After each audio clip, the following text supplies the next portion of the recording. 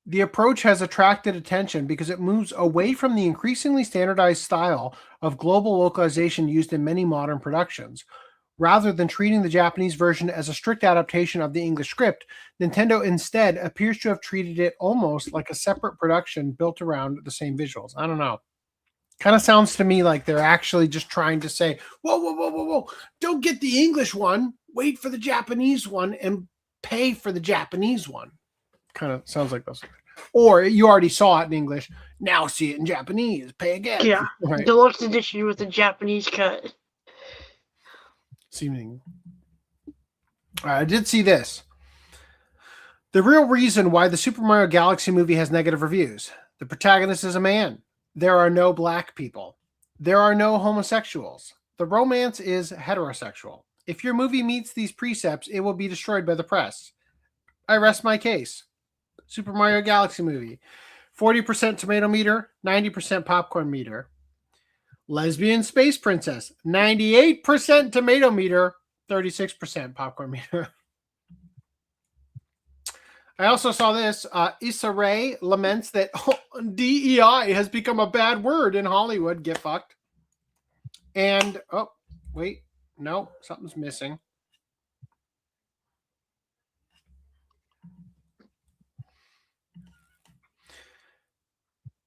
Pixar chief creative pivots away from LGBTQ storytelling. Quote, we're making movies, not hundreds of millions of dollars of therapy. Too late. You've already tanked the whole company's reputation. I didn't see the newest Toy Story, but I hope that they didn't destroy that as well. Any thoughts? What do you mean newest? The fifth one coming out this summer, or the fourth one that came out like years and years ago? The fourth one. I haven't seen the one with the little spork. I haven't seen that one. Okay, that's the fourth one. I haven't seen either. Okay. He obviously hasn't seen the one that isn't out yet, Reese. Well, I didn't know if he was getting confused with the new one, whether he didn't know if it was out, or I didn't know if he was getting confused with it being out already, or I thought the third it one was comes out. great. I saw the third one in theaters. Yep, with my mom. I did too. I thought it was wonderful. We tried. Great send off. I saw it with my mom. It's probably the last movie I saw with her before she died. Happy Mother's Day. Yeah. All right. Time for an extra dose of whiskey. Pulling out for your mom.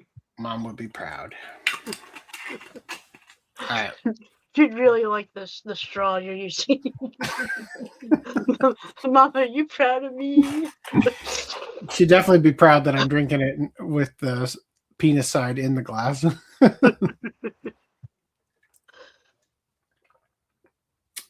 Yep.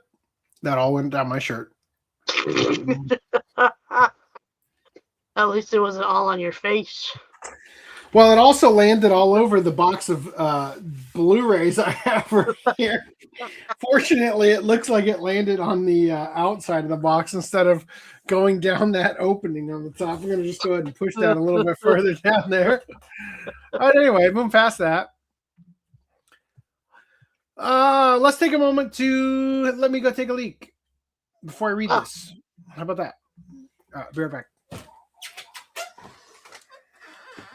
I'll put my glass away too, or my plate. Sorry.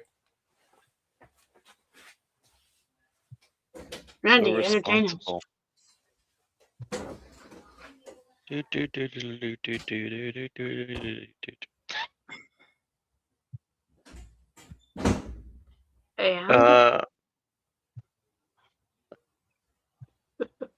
don't know. It got me at a loss.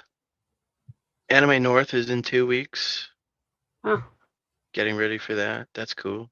I know. I got your pre-order. My Your pre-order? pass already? Your pass? Yeah, I got my pass already. Did I tell you guys about the hotels this year? They were fucking stupid. Tell us about the hotels. They went up for booking in January, and they sold out instantly. And As they usually do. I got it, luckily. You know, it was between like all of the people that go in, like the group that I go in, we're trying to get 3 rooms, and I got 3 rooms. But I was so like focused on I need to book really fast because they're fucking retarded and they'll sell out instantly. And then so I booked really fast and I messaged all my friends. I'm like, okay, I got him. Like, you guys can stop trying. And they're all like, oh my God, how'd you get them? You're so great. Like, oh, you're always so good at this. And then I was like, you know, paranoid. So then I'm looking at the thing and I'm like, wait a minute. Shit. I don't even room. have You didn't No, check out. I got 3 rooms, but they were all single king sized beds. Ah, looks like Instead of- everybody's being butt buddies for the weekend. Yeah, you're instead just gonna of have to 2 gay it up. queen beds.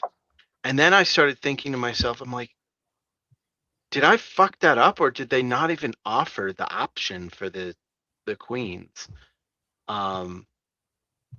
Normally they don't even offer 2 queens. Normally it's you get the option between the king and the queen with couch. Call it sexist patriarchy, and they'll give you a queen size. Well, I don't really care about the size of the bed. I care about that it comes with the pull-out couch. And so there's a question on whether or not the room is going to come with a pull-out couch, and I think it's a not. So it looks like there are going to be some people that are sleep bagging it for the weekend, which is really annoying. But I was like, Are you, you know- really friends if you don't want to share a bed with each other? Come on. I was just, it's like questioning my sanity, right? Like, was there 2? Did I fuck it up? Or was there only one option? And then I started asking the con staff, I'm like, was there even another option? Like, what the hell happened? And they're like, no, for the last like 5 years, it's only been the 1 queen or the 1 king bed. That's all that has ever been as an option. And I'm like, bitch, I get the room every year. The queen with pull-out couch has been offered every year. And there used to be years that had the 2 queen, but now we don't get that anymore for whatever fucking reason. I thought you were going to say, but what have I been sleeping in the last 5 years? They're kind of circumvent like 5 people sleeping in a room. Well, that's fine, but like the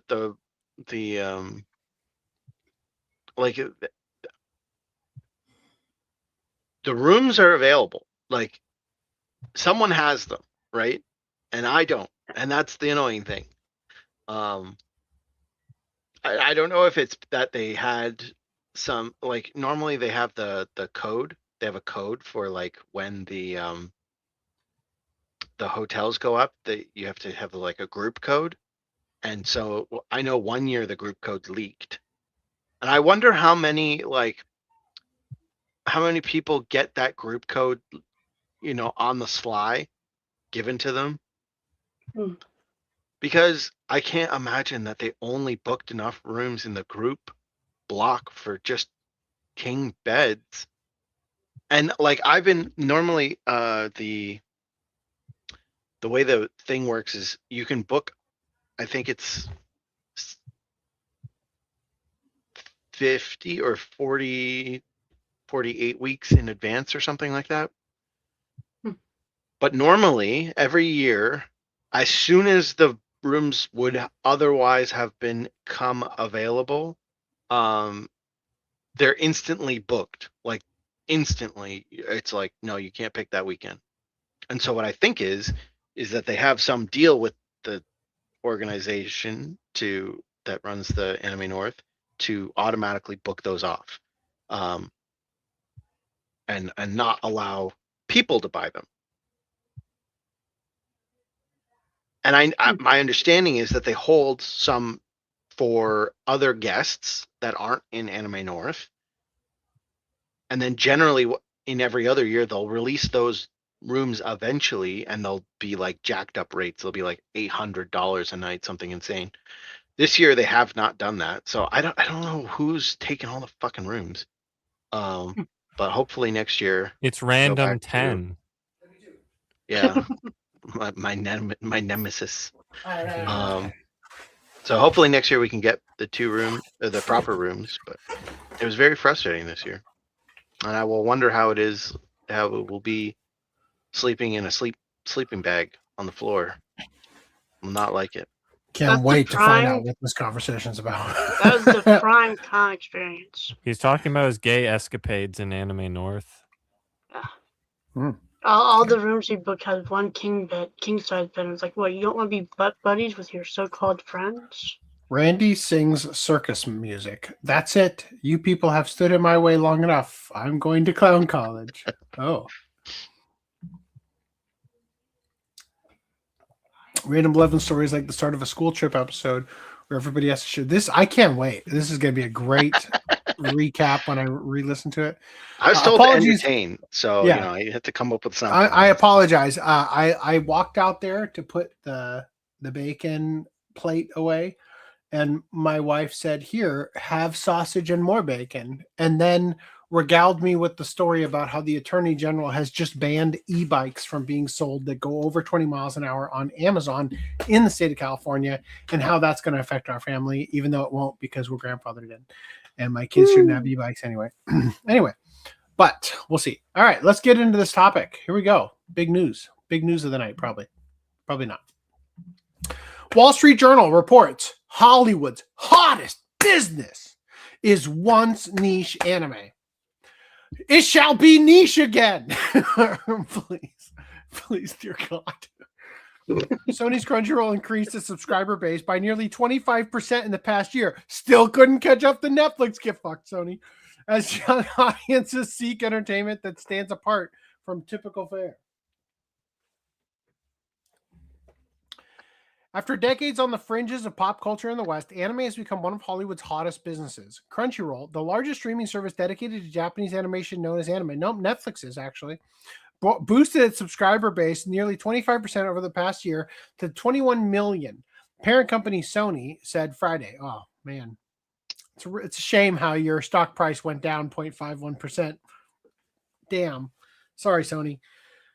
Subscriber growth at bigger Hollywood streaming services has largely plateaued in the past year, and some have stopped disclosing numbers. In the US, 22% of people watch anime series like Jujutsu Kaisen and Hell's Paradise last year, compared with 10% in 2020. Japanese research firm GEM Partners found, wow, that's great. Americans streamed 4.4 billion minutes of content on Crunchyroll in January, compared with 2.1 billion in the same month in 2024, according to Nielsen. Here is a Crunchyroll worldwide subscribers starting in 2017, and wow, number go up. Is that big jump? Is that big jump where Funimation disappeared? God, could that be the acquisition of Funimation before our eyes? Could that be what that is? Oh my God. Jeez. It's almost like pay to win, isn't it? Imagine Netflix buys them and Netflix's chart go boom. Like, fuck off. Major entertainment companies Major entertainment companies are racing to add anime to their streaming services in hopes it will attract young audiences seeking something very different from the traditional offerings of American studios. Yeah, because it's all fucking trash. And it has been the whole time. Quote, what we hear from our fans is these stories are unique. The characters are relatable, and they don't get these themes in other forms of entertainment, said Rahul Parini, Crunchyroll's president. You know what? You're not listening to your fans. Your fans say, bring back panty shots, you fucking old-ass boomer. That's what I said. That was me. I said that. Total spending on anime entertainment and merchandise. I'm a fan. Total spending on anime entertainment and merchandise in North America is projected to grow to $5.19 billion this year from $4.38 billion in 2025, according to Precedence Research. It's one of numerous once niche segments of global entertainment that have become robust businesses in America, from F1 racing to video games to K-pop music. As big-name film franchises and broadcast TV networks fade in relevance, enthusiastic fan communities have become one of the most valuable currencies in Hollywood. You sure don't treat it like a valuable currency. What made anime niche before is what makes it successful now, said Yves Bergquist, chief executive of consumer research company Corto. Audiences are pining for novelty, especially younger demographics. Corto found online conversations about anime have surged 400% in the past 6 years and now equal those about horror. Wow. We reached the horror levels? God. Imagine. the more times they want to like include the most common denominators within the niche, it's like it's gonna just erase like because anime has a ton of shit in it that just like that the commoner, that the fucking tourist, anime is not a genre. Casual. It is a medium. Yeah. Right?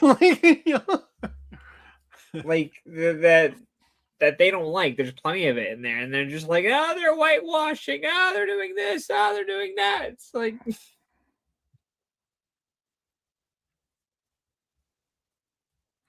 So women don't get into anime till they're 18 or older. I see how it is. Right?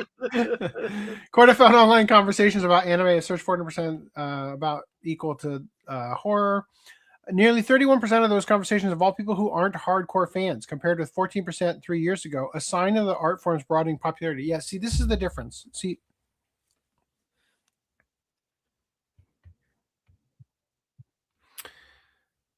in junior high school age, you could talk to anybody in the room about Pokemon.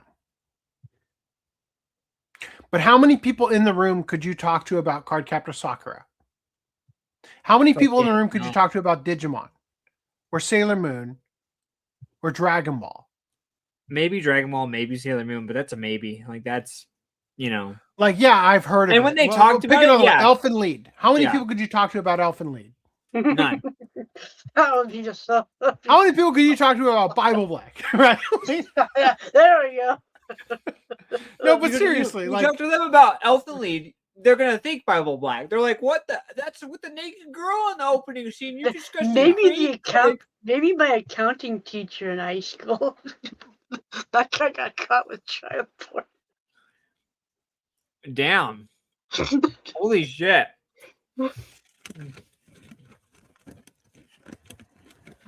That escalated quickly. I mean, that got out of hand real fast. Holy shit! Anyways, your high school had an accounting class? I don't know if it's an accounting class or something. We were doing like the books on like whatever. I can't remember. Do you mean consumer math? Consumer math, probably. Oh, okay. Did he consume other things, perchance? My school also had a. He was caught watching porn in school. And of the child variety? That was. I don't know if it was that.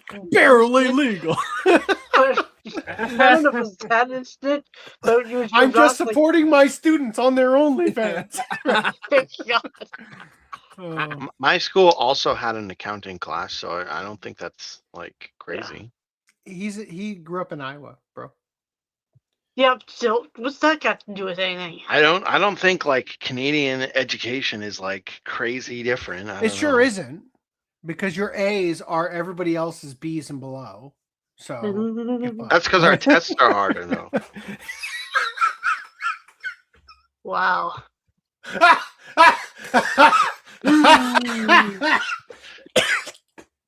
That sounded like cope. How many people will talk about anal sanctuary? They had a set of Clow cards at my comic store years ago. I still think I should have bought them. I don't need them though. Yeah, nobody did. How many people talk about, was it Home Sweet Orgy? Who just farted? Seriously, that was my chair. Okay. Blame the chair. Whoa, okay. That poor chair. No, but like the more popular it gets, the more I question like how many people are actually into it. All right, are you into this to get into this? Or Let are you into this? The record show, Japan, your audiences among the Americans are more than 50% male, almost more than 50% male, more than 50% male, almost more than 50% male, more than 50% male, 50% male. No, I'm sorry. More than, right? Because that's not 50% male. That's more, right? It's like double. The point is, bring back the panty shots, you fucking cucks, right? Like, stop catering to the modern audience when 90+% of them are men. Yeah.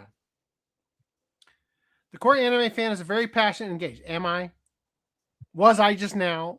Could I be? We're introducing like some people, like the wrong people into anime. It's like I don't want to be associated with these people. Like people who I was watching a video the other day, and the girl was like, "Oh, 15 reasons why the old Sailor Moon is better," and I'm like, "Okay, yeah, I don't really like Crystal all that much. Why is the new one worse?" And she's like, "Well, the OG had representation of LGBTQ games." No, right? exactly what she said. She was like, "It has Tuxedo Mask had a boyfriend," and I'm like, "Shut the fuck! Oh my god, why?" What? Yeah, she's talking about the movie. He had a boyfriend in one of the movies. What? The movie? Yeah. I haven't watched that one in a while, so I need to rewatch it again. But there is. I mean, that doesn't count as the original, though. But hold on. There is a sick perversion among the female mind, where they do believe that a man is even more manly if he has dominated another man's asshole before sticking it in their hoo-ha. I think the biggest issue with Crystal is that they fucking cheesed out on the transformation scene. Like, so Crystal, they get rid of the gayness. Not the whole gayness. There's wouldn't there be more gayness in Crystal because they are how the lesbians?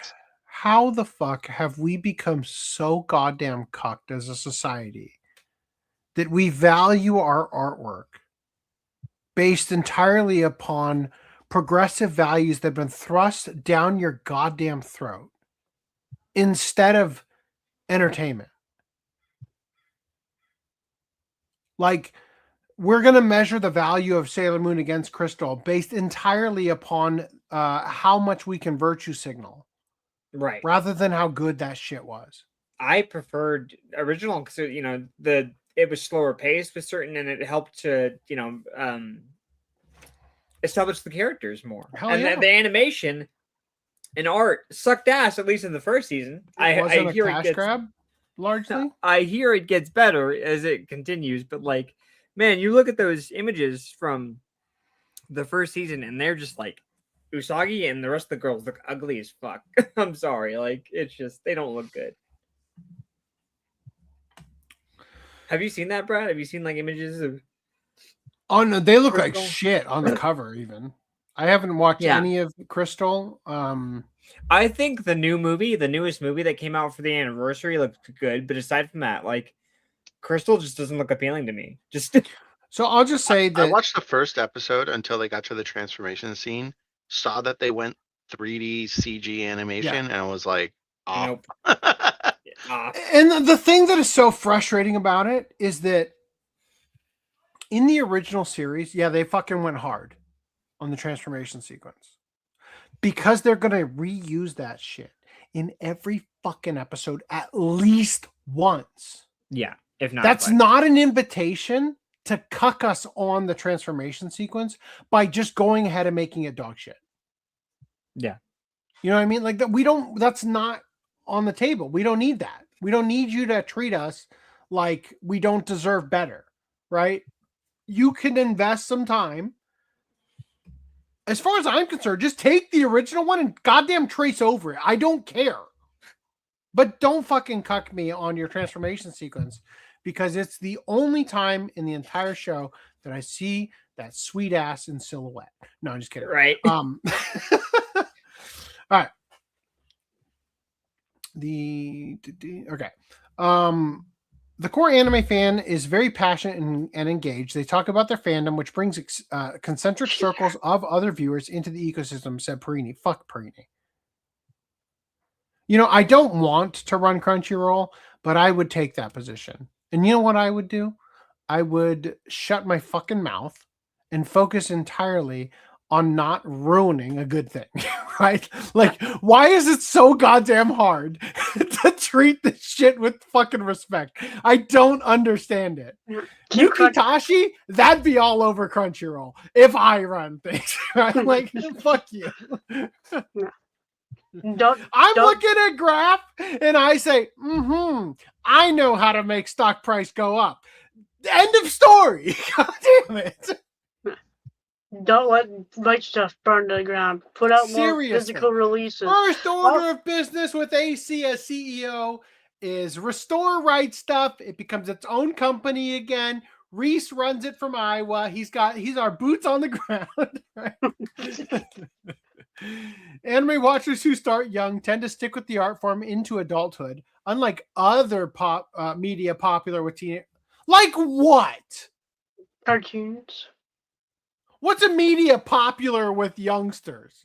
Rap? Like, into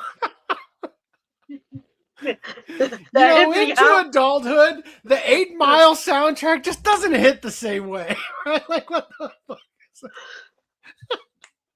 Americans between ages 25 and 34 watch at nearly the same rates as those between 13 and 17, according to GEM partners. That ain't what I see. Oh, okay. The men, yeah. The men, yes. Oh, fuck.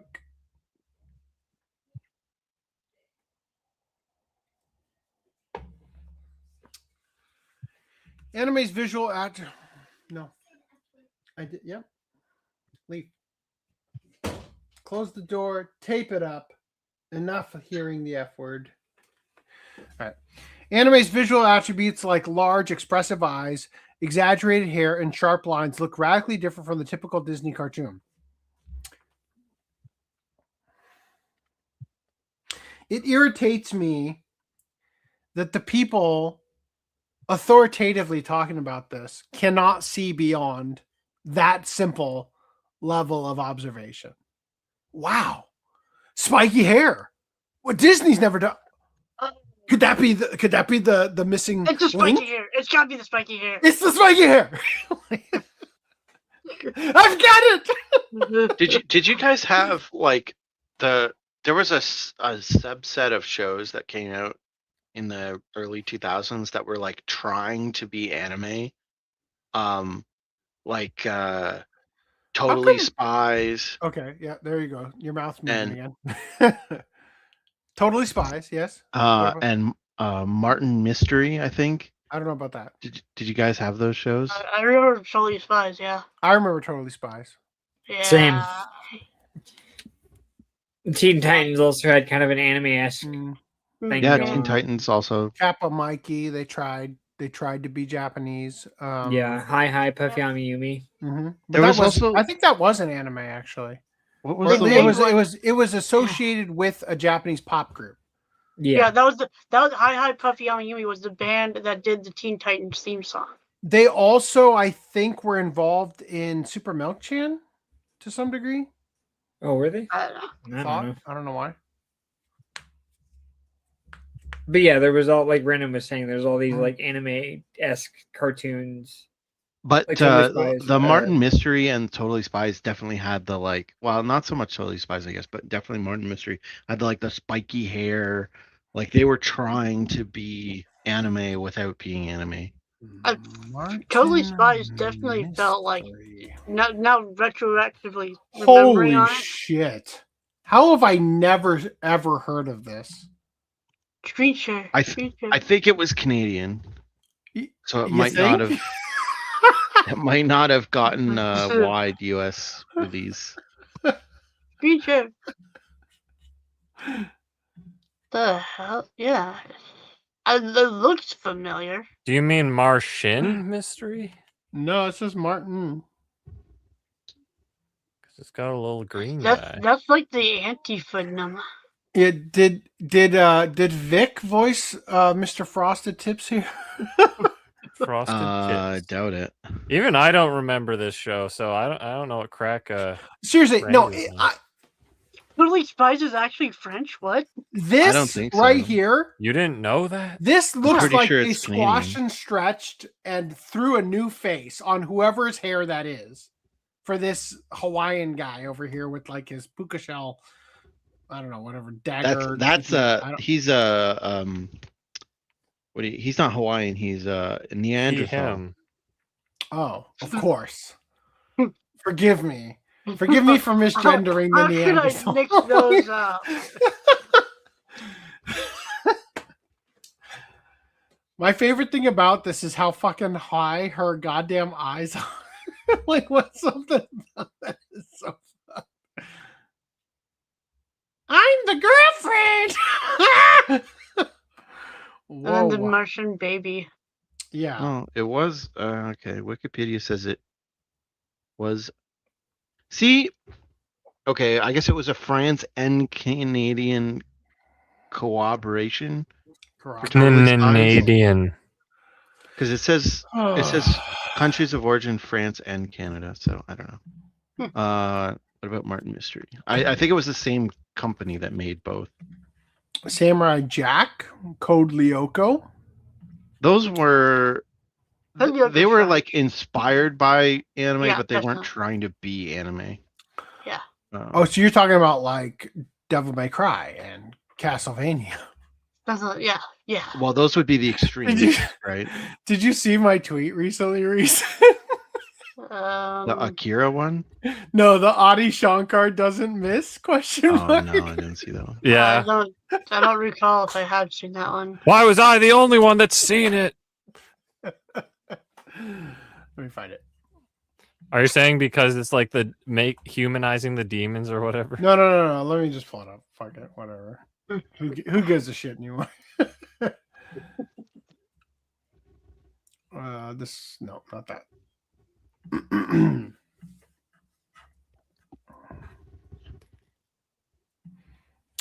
UFO expert Dr. Stephen Greer is warning that the deep state is now pivoting from Project Bluebeam to creating a holy war between humans and demons. Adi Shankar doesn't miss? Right? Isn't that the end of Devil May Cry? Oh, fuck. Okay. All right. Only 21 views. Wow. How many subscribers? Damn. Ratioed. Fuck. How many? Oh, you guys have done me dirty. 389 followers who are definitely following and saw that. Footnum, you didn't even like it. Fuck. All right. Maybe I didn't like it. Maybe I thought, wow, it took me too much brain power to really figure out what he meant by Adi Shankar. I watched the whole video, came back to it. I'm like, oh, he's talking about Devil May Cry is freaking stupid. Wait, what?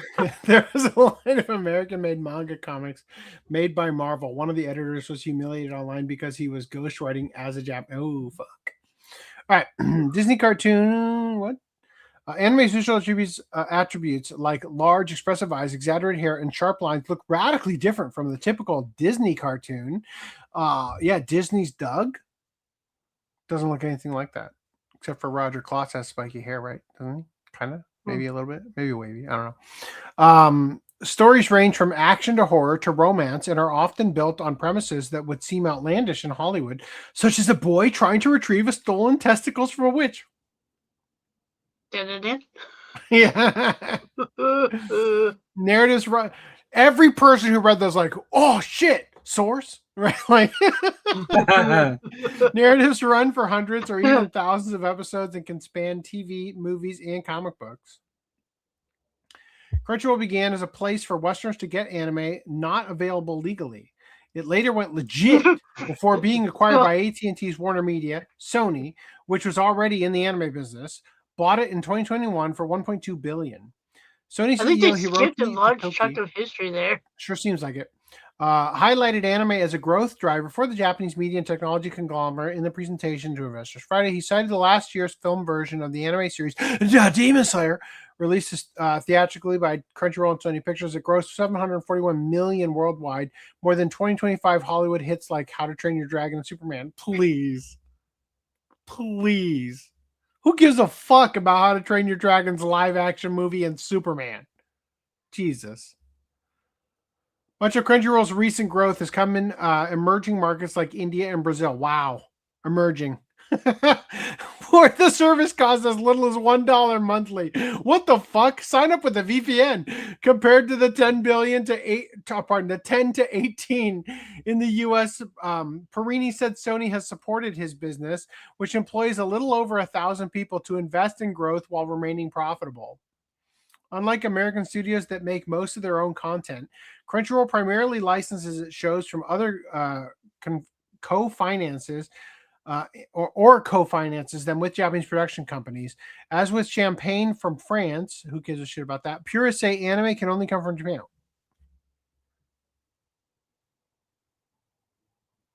Are you saying the drink champagne can only come from France?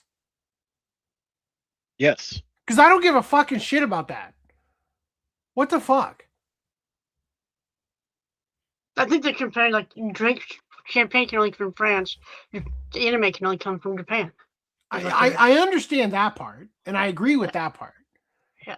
I just don't understand why that came into this at all, except that they think I'm a 50-year-old wine mom who only drinks the champagne from France. Like,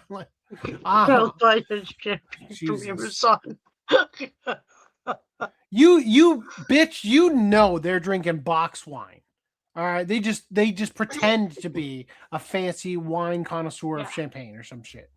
Episodes but are do often you if you don't care about the champagne from France, do you care about the anime from Japan? I care about the anime from Nihon. Right? I don't know what the fuck you said.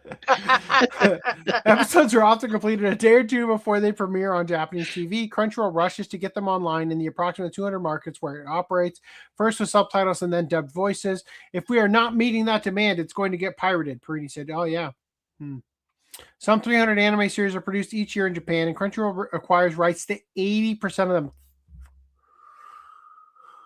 And not a panty shot in sight. What are you doing? But it faces growing competition from deep-pocketed rival. Who? Netflix. Who has deep pockets? Netflix? Is that it? Anime consumption on Netflix, yeah, has tripled over the past 3 years and accounted for 4% of all viewing in the second half of 2025. The streaming giant is undertaking an audacious effort to capture fans of one of Crunchyroll's biggest hits, the pirate fantasy series One Piece. Oh, shit. It recently released the second season of live-action adaptation and is recreating some of the original 1,100 plus episode series in an animated form beginning next February. No, well, I guess they kind of are because they're bankrolling the Wit Studio one, right? Yeah. Which I'm just realizing right this minute I did not include in the doc. I included them in the article submissions and everything. God damn. You sure are. Well, you gave me too many options because I have. No, that's not it. Nope, that's not it either. I have Abounding in the Comics. I have a Crunchyroll. I didn't give you all of those options. I'm trying to decide which one we cover. We're gonna do the Crunchyroll one. Yeah, gotta throw it in. Gonna pretend like I did this on purpose. Okay. Anyway, all right, whatever. Any comments? Anybody have thoughts about this shit? Great. All right. No. I mean, I've shared my, growing thoughts. I don't think it's a good idea. Yeah, me going popular was a mistake. All right. No, not even close to right. Not what? We are not at gaming news yet. We're not at gaming. How did that fucking happen? We don't even made it to anime news yet? What the fuck, dude? We're doing amazing on time. Shut the fuck up. Hey, what's this? The One Piece. Anime premieres in February 2027. Yay. I don't know where these other articles went. I'm offended. Wait, is that it? So when we assemble those two halves of the treasure, whatever the One Piece thing, is it going to say the One Piece is on Netflix now? Like, is that what they're going to do instead? The One Piece was actually another show. That one hint is just it starts off the One Piece is and just ripped off. The other hint is on Netflix. Exactly. Like the one, it's One Pieceception, like the actual One Piece. Like in the show, they're gonna be like, "Wow, we found this One Piece show on Netflix." So, sick. Randy, what do you want to talk about with the One Piece? 7 episodes to kick off with East Blue Saga when? Yeah, so if you actually went and looked at the tweets that I sent out, they covered the This two tweet? important This things. one right here? This one? All 7 episodes No. dropping at once on February 2027? Not that tweet. The tweet by the Op official said season 1 covers 50 chapters of the original manga, up to the point where Luffy and the crew meet Sanji. And it will be in 7 episodes, totaling about 300 minutes. You have got to be kidding me. They're doing it less efficiently than the live action. No, I think that's They're speeding through it, yeah. well, less efficient than the live action. I don't know what's 300 minutes divided There's by 8 7. episodes of the live action. Sanji shows up at episode 5, I think. So that's roughly 43 minutes an episode.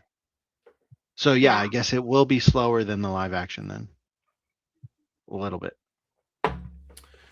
Is there I even mean, a I'd rather that if it means it's keeping the story more But it's not intact. skipping anything. That's the in theory. There are some important things that should skip. Namely, the goddamn dragon bullshit. Filler. That's filler. It is going to skip that. Yay. It's not going to skip anything from the manga. And then the second tweet that is notable is that they will be showing, I guess, stuff at the Netflix panel at Annecy 2026. Some film festival. Yeah. Mm-hmm. So There we you will go. finally get some form of what this fucking thing will look like. I think I deserve some level of respect over the fact that I pulled that shit out of my ass so quickly while you were doing it. Moving on. Also, according to the modern audience, they're whitewashing Usopp. Oh, are they? Oh yeah. According if you to look the at the modern audience. if you look at the screenshots, it does kind of like the way the Toei did it. The way Toei drew him, they gave him like a darker skin color, and so now seeing the Wit one where he has the super like light skin color, it does kind of look fucking weird. But all of the images that they've released are just concept images, and they've been in this kind of like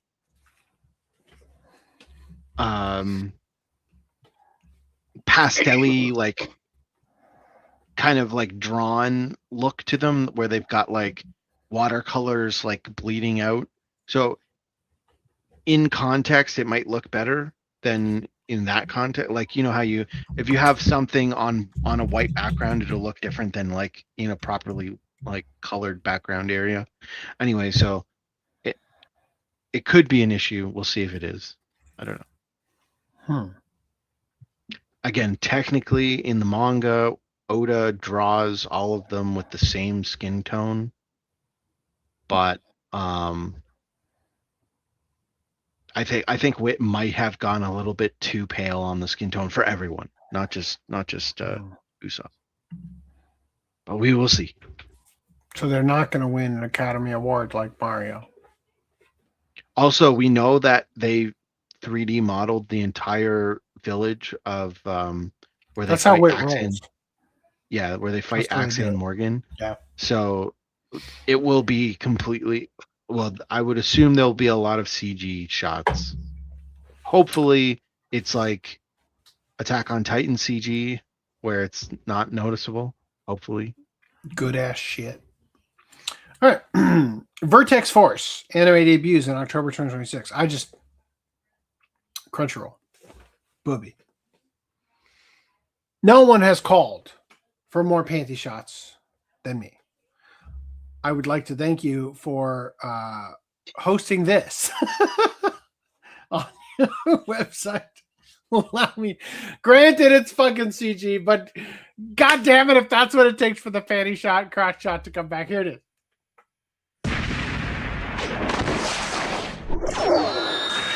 I'm going to go prepared for the engine to die. Die. I'm telling you, if you rush, you'll just get hurt. Die. Pull yourself together,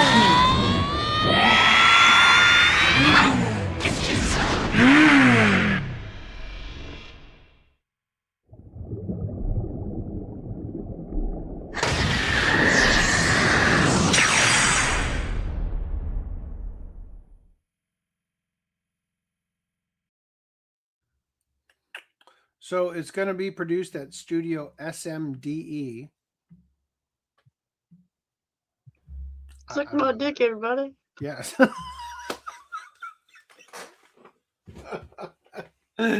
Nice. That was quick. Whoa. Anyway, moving past that, let's keep the pace up. Here we go. Draw This Then Die. Anime reveals first full trailer and opening theme song premiere date. Here you go. We're gonna watch that. There are so many manga, but you decide which one you like. My favorite is Kamisha, which was really amazing. I feel like writing manga too. Day off. At times like this, if you're the main character of a manga. For example, Amankins. Activities should prioritize leisure. Done. Good work. Now it feels like the training to be able to write manga has begun. Look, I'm getting excited. I'll just lie around here and read lots of manga.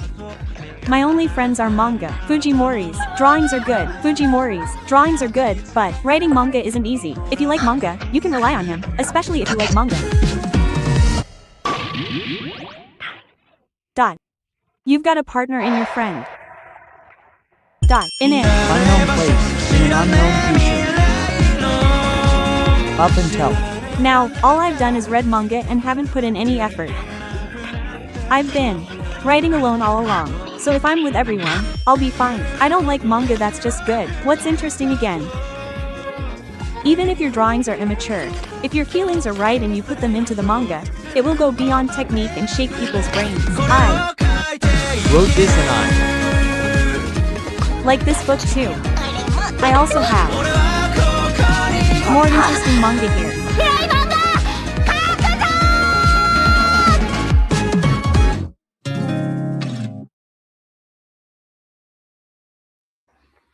All right. So she read a manga as a kid with a raccoon character in it that became her imaginary delusional buddy. And she goes on to make manga with that character, which feels like copyright infringement. I can't wait till that arc happens with the lawsuits. Mm-hmm. That's what I got out of that. How about you guys? Mm-hmm. All right. I was just wondering when Right Stuff's mascot entered the manga. That was weird. The world. No, it's like Ritsu. Yeah. Yeah. Ritsu stuff, right? Yeah. Right. The World is Dancing. Anime reveals the July 2nd premiere. Gasp! I wonder if I'll watch that anime. It looks pretty good. I want to watch it. It reminds me of, what was that show called? The Elusive Samurai? I think that was called. Yeah. It looks like similar vibe. We're gonna burn through this. Here's the trailer. あれが良い。もしあの良いが私に。父上はゲイのことしか考えていない。自由な時間をくれても良いではないか。野暮なことを聞くもんだ。あなたは。知らん。私は将軍だぞ。俺が欲しいのは人が自ら引きつけられ一つになるような花。さあ、花のお手入れと行こうじゃないか。みんな世界に飽き飽きしてんだ。同じ舞台は二度と来ない。若は座を背負っていくお方ですから。美しいと思ってしまった。見せなければ私のそれでも裸になるきっと使い切れない地で芸には対価を払え。お前がどこまでの花を咲かせるのか。私の舞と体には歴史が流れている。その流れの先端に私はこの体で立っているのだ。ワールドイズダンシング。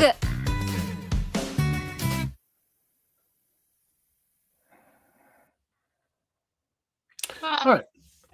That looks just out of the Elusive Samurai. Like, Doesn't holy it? shit, man. It feels like a I went- sequel or like a spin-off. I went to look to see if the author was the same. It's not the same. But it's like, holy shit, those What characters. about the I'm studio? not sure. Studio. Psy Games Pictures. I think it is the same studio. Psypic. Oh, Psypic. E-L-U-S-I-B-E.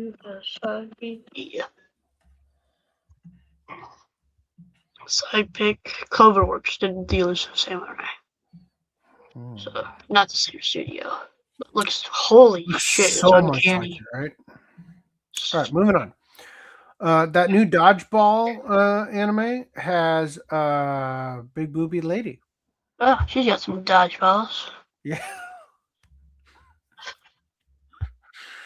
Thank you. Is that why it's called the dodgeball anime?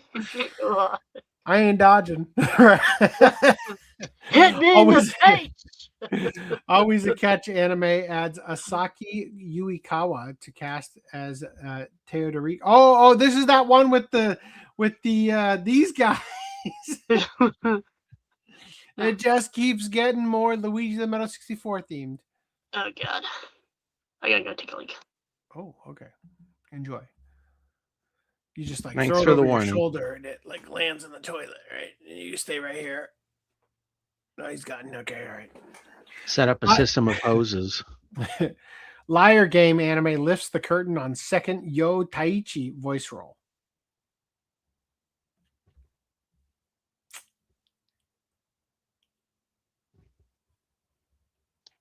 No thanks. F minus. Canadian F minus, in fact. Right? Like, no thanks. You put those away. The end. Tomb Raider King animated series introduces Taisei Ogawara in new character trailer. I think this is it. I hope this is it. Is this it? This is it. Okay, here it is. You seem to be having a lot of fun. It's the combined power. I found it. You really didn't like it. You're appearing right in front of me. It's a relief that I don't have to go through the trouble of looking for you. As the chairman of TKBM, I promise to provide you with the support you need. Come to me. I can't accept those words twice. Oh, it seems you can do it better than I thought. You're really enjoying yourself. You really seem to want to die. A foreign, object-in uniform that manipulates the minds of its opponents and makes them submit. It's like a fortress of Nankagaku. Do you finally understand? You can't defeat me. Let me kick you right here and now. Do it hard. Do it hard. Do it hard. Do it hard. Seemed reasonable request to me. I showed this to my friend who likes solo leveling, and his response was that he liked the fact that they added the glowy eyes because he felt like solo leveling needed more glowy eyes. Glowy eyes really makes it's the make or break, right? If you don't have glowy eyes, what do you even do with your life? That's quite frankly, that's the only thing we need is the glowy eyes. Didn't make $1 billion? Did you have glowy eyes? Fool's mistake. Uchi no Otouto Domo ga sumimasen. Anime introduces Shu Narita. I don't know what this is. We're gonna watch this trailer. We're gonna get on with it. All right, here we go. Huh? Wasn't there another one?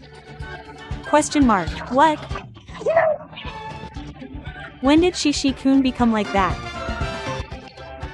How do you spend your time behind that door? I think it's the family's job to create a place for this guy. Shi-kun, right? You've got the wrong person. Shikun.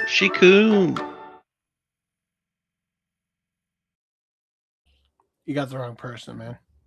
That sounds like what's that? Do you remember the Chinese guy on American Idol? William Hung? William Hung, yeah. Yeah. Sounds like him. Old man says in Always a Catch, the main character uses brass knuckles as a hair ornament. I knew what was up as soon as I saw them. Oh, okay. Moon Pat says, we're done with anime news. Great job, us. No, we're not. Looney Tunes is now an adorable anime series in Looney Tunes Goko. What does Goko mean? I know Gakko is like school or something. What's Goko? Translate. No, not ChatGPT. Go. Make believe. That's what it means. Make believe. So this is all bullshit. You don't have to believe in any of it. All right, let's watch it. Here we go.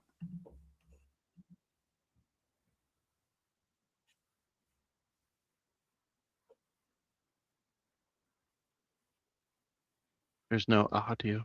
You don't need it. ChatGPT says Goko means pretend play, not imagination. Pretend. Goko means role playing in the bedroom. Playing house, playing detective, playing doctor. Just pointing out here that even Tom and Jerry, which we previously covered. Tom and Jerry aren't part of the Looney Tunes, though. Tell Japan. I will call them up. They're both Warner properties. Yeah, you call Japan right now and you say, hey, fuckface. That's not Looney Tunes. Okay, hold on. Word for word. To be fair. The announcement video promises your favorite Looney Tunes in a way you've never seen. Sweeter, cuter, but with the chaos you know and love. And while the first episode is more about Japanese animation aesthetics than Japanese culture, sprinkling in some of the latter as the series goes on is a definite possibility, considering that Tom and Jerry is part of their own anime version from Warner Bros. Japan, also have animated shorts with a release installment involving Tom's trip to Kaitenzushi conveyor belt sushi restaurant. Okay, so this is a separate thing. I got Goko. So they have their own thing. Tom and Jerry Goko versus Looney Tunes Goko.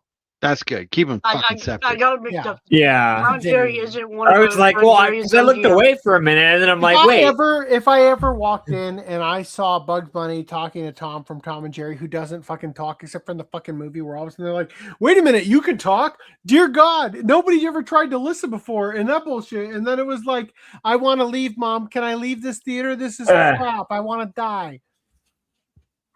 It might have been MGM, but they are owned by Warner Brothers now. So I just remember Tom being in the MGM line thing and doing the meow thing. Yeah, for the movie where they talked and it was bullshit. No, just for the show. Before that, like even in the show with the shorts. But I have seen the movie that you're referring to, where they rescue a little girl or some shit. Like it's like Tom and Jerry meets the rescuers or some shit. That's quite enough. Stop talking. Stop. Right, are you guys ready for games news? Sure. But first, manga news. What? But first, manga news. Oh, okay. Clockwork Orange is also on road. Guest star Nations win. All right.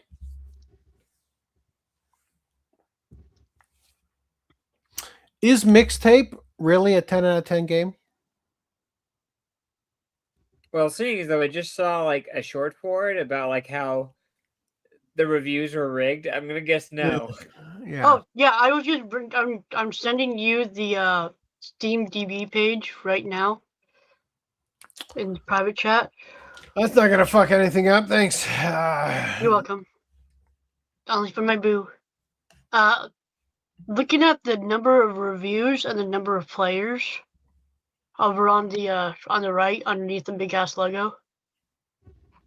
And then I can't remember how you get to the play count. Oh, they're not inclusive enough. I see How they do you- don't include MMIW, How do you- 2SGQQ. They only got one Q. Yeah. They don't. They're missing IA. All right. Where's the chart? Oh yeah, click on the charts over there on the left under price. The left hand column over there, you see price, hit charts. Yeah. How many reviews total? All time peak is like 2,400, 2,200. Those are Yeah. not reviews. Those are players. Yeah, well, I Go don't back wanna- up to the number of reviews. It's over 3,000. Oh, shit. That's sus as fuck. That's just the peak players, though. I know, but like, Okay.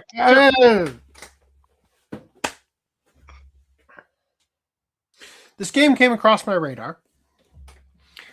Not a single one of our normal outlets wrote anything about it. So instead, we're going to read an opinion piece from Niche Gamer. And by read, I mean we'll skim through.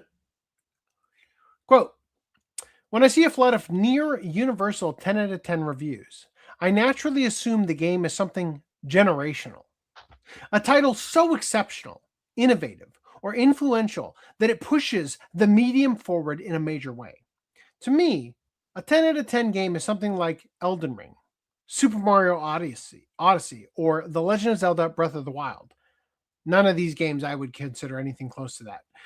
Even if someone personally dislikes those games, they can usually still understand why they are considered landmark releases. Red Dead Redemption, Grand Theft Auto 3, can't think of anything else, right? Probably, yeah. Like, I can understand that, but no, not what you've said. That's where my they're just like seething in silence. That's where my disconnect with Mixtape begins. I don't hate the game. In fact, I can appreciate a lot about it. At its core, it's a short 4 to 5 hour coming of age story about 3 high school friends spending one last night together before their lives go in separate directions. One of the hardest things about discussing modern games is separating emotional relatability from objective quality. Great statement.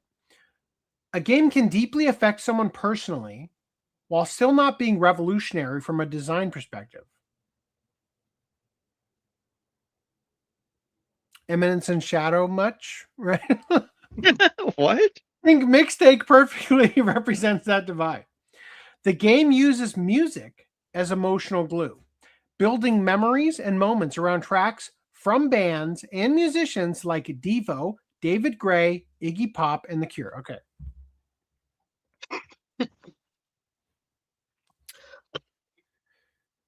I found 3 trailers for this game. Only one of them did not get copyright claimed. Like a fucking dumbass, I did not decide to show you that one. Instead, I made the ridiculous decision to edit the three trailers into one using an AI song that will not get copyright claimed. Here you go.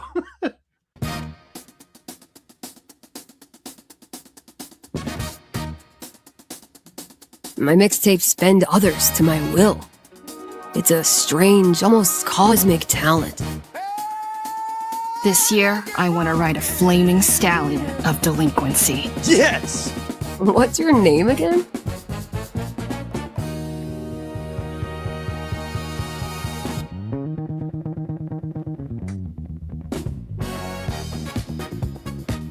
Tonight, we're invited to Camille Cole's beach party. It's the tits, it's the jam, everyone's gonna be there. College kids, rich kids, athletes, horse girls, skaters. It's teenage high society.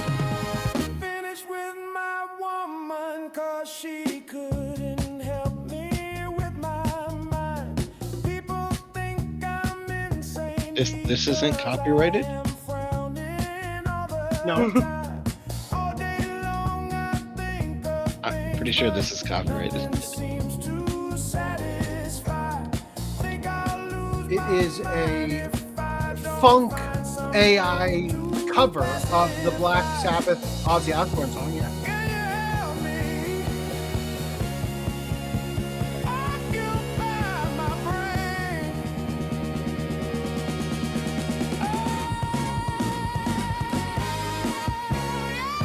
Right now, we have no booze, but we do have some weeds. We'll start at my house, then on to Cassandra's, free drinks at our secret hideout, then arrive beachside at 9:45 p.m.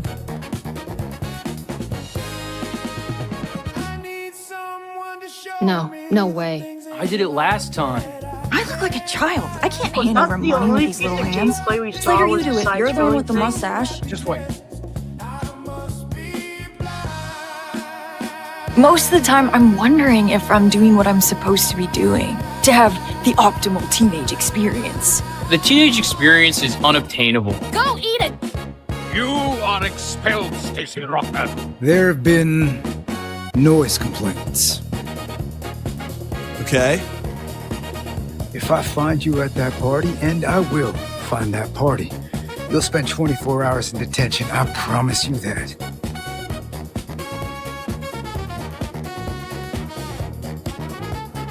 What are we gonna think of ourselves in 10 years?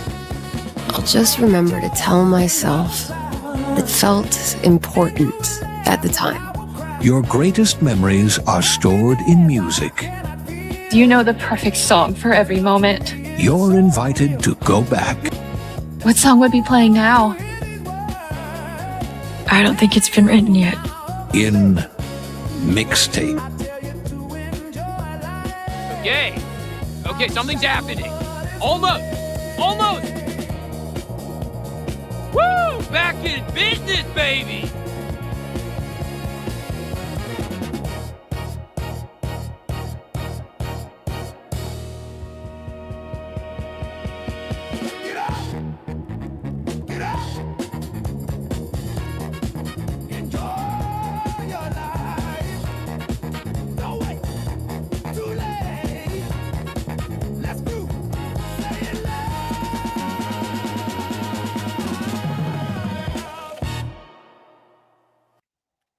What was that? Non-binary autism simulator? And I'm sorry, did I notice like they were riding a dinosaur like partway through that fucking.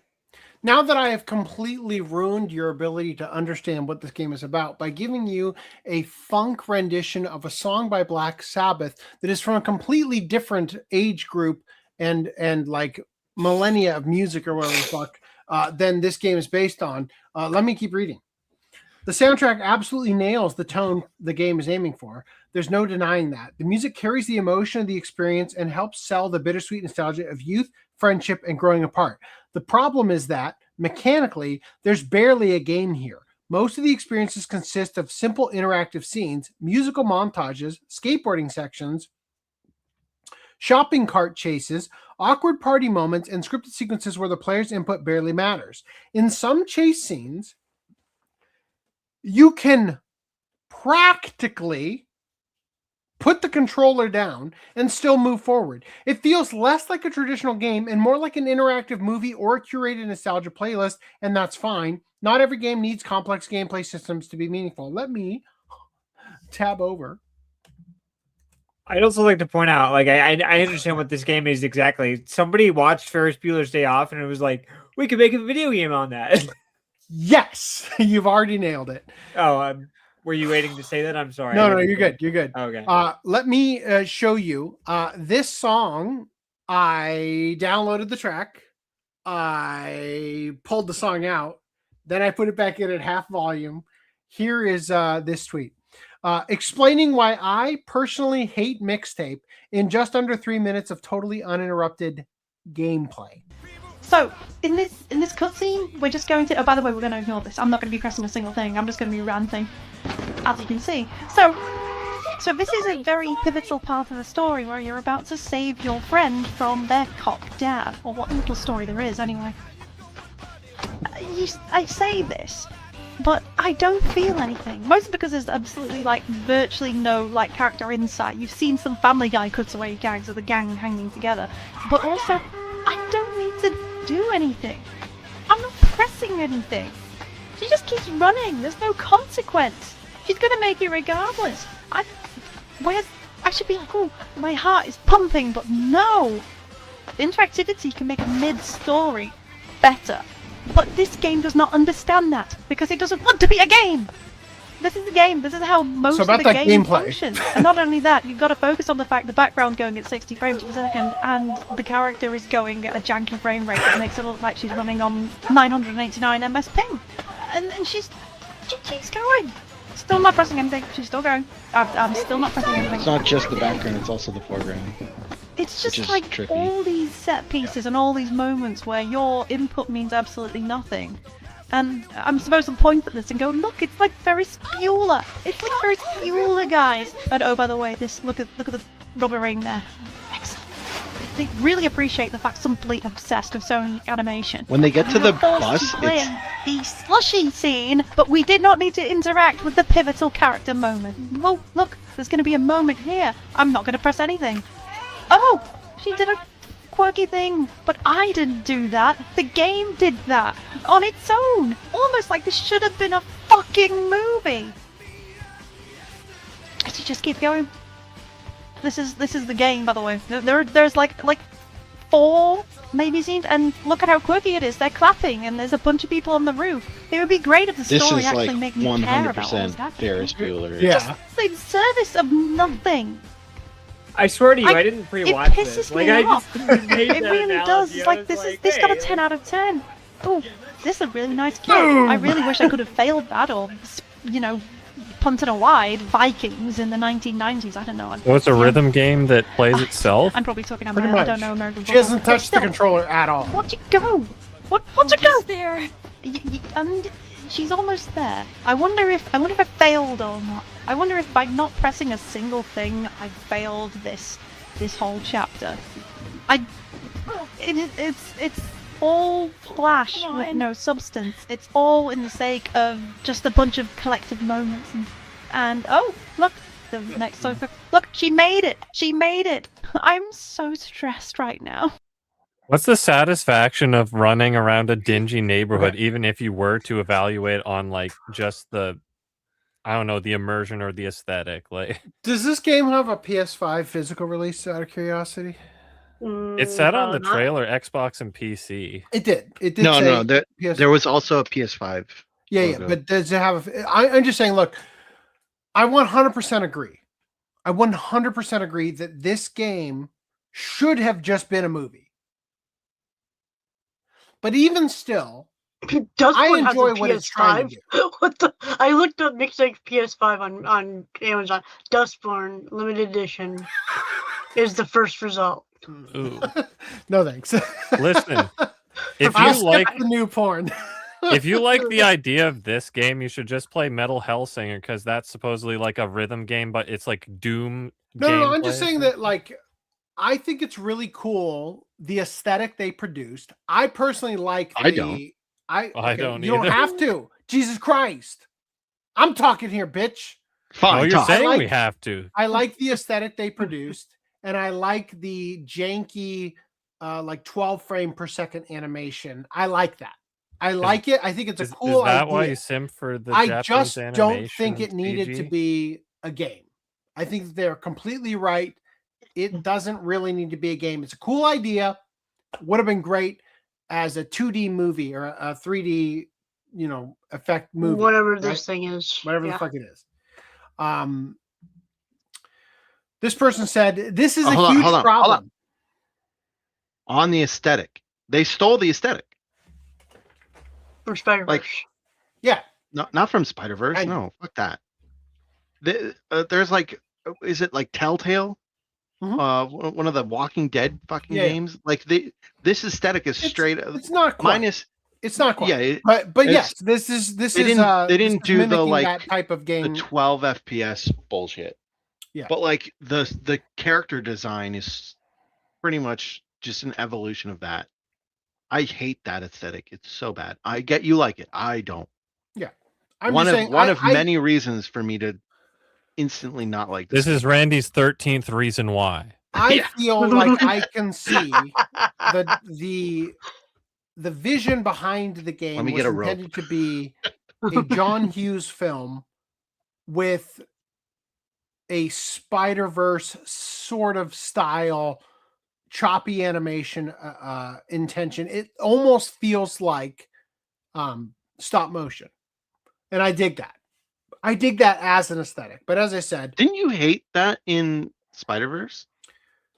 I had my issues with Spider-Verse, but it wasn't specifically that effect. I hate it in dislike about Spider-Verse is that I felt like the stuff that they did where they would do like the poster, like what do you call it? Like a poster effect, right? Like kind of like impact frame. I thought that looked great. And then in movement, it didn't look good anymore. Like all the stuff they showed in the trailer looked cool. And then it was really exhausting to see it in constant motion and never going away. Anyway, setting that aside, this person quote tweeted that and said, "This is a huge problem in gaming right now. A bunch of theater kids who couldn't break into Hollywood got jobs writing for game studios, but they don't give a shit about video games. They wanted to make movies. There is nothing wrong with games wanting to be cinematic, but it has to be combined with a good gameplay, and most of these games are unplayable or glorified cutscene simulators." Now, I want to share this. You guys remember when we talked about Anita Sarkeesian's birthday wedding thing? I don't know if this tops Anita's solo wedding birthday party, but it does support the idea that the woke side are stuck in high school. As a send-off to Feminist Frequency, Anita held an adult prom where she got named prom queen. Oh, I thought you were going to say an adult prom where they have an orgy or something. That guy is at least the after party. a foot and a half shorter than her, too. Like, she is seated. Motherfucker is standing next to her. They're about the same height. Okay. Now, the concept of a game where you don't have to provide any input and you still win reminds me of an old Newgrounds game. Have you guys ever heard of Super PTSW?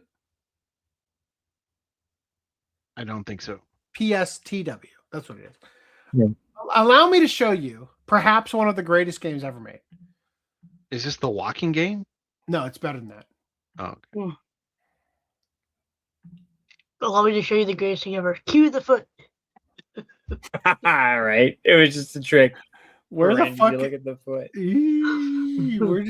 Why is the Newgrounds tab only not showing up in my? Here it is. Okay, it's this one.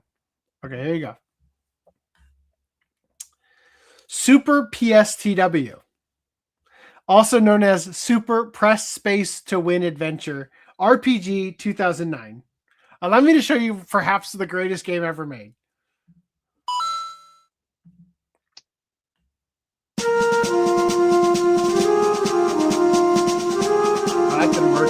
I failed already. This is you. Lose. Press space to advance text. Your job is to rescue Rasus, the princess who was kidnapped. Can I turn this shit down? No, you got to yell! Just mute the tab. No. Do you accept this mission? Press space to say yes. Good. Now go over the basic controls. Press space to move. Nice.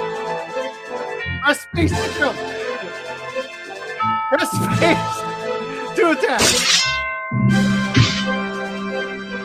Ouch, damage taken. Press space to show your health. Looks like you're okay for now. Press space to block enemy attack. Now's your chance. Go for the kill.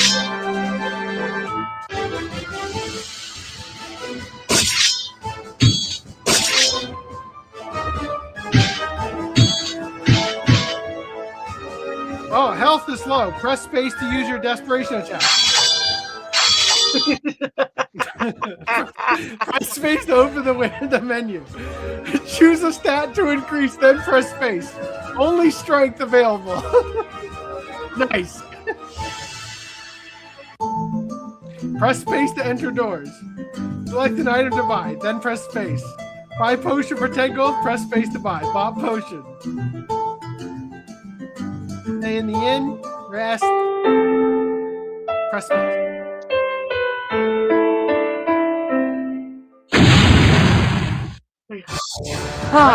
At long last we meet. I knew if I burnt down this village you'd show yourself. Now prepare to die! Quick time event, press space. You're pretty good. We shall meet again.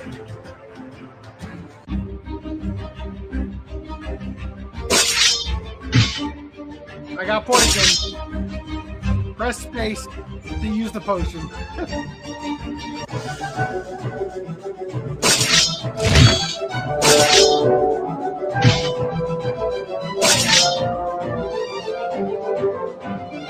You found the goal. Have space to pull the sword.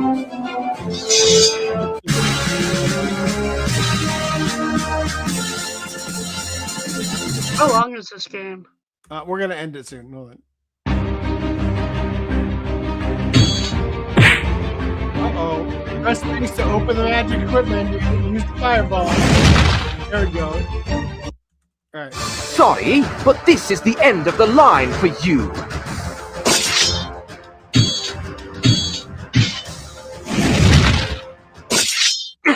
Impossible! No one can defeat me! Go on. The king awaits you. Who dares to challenge me? Prepare to perish, foolish mortal! Alright, here goes.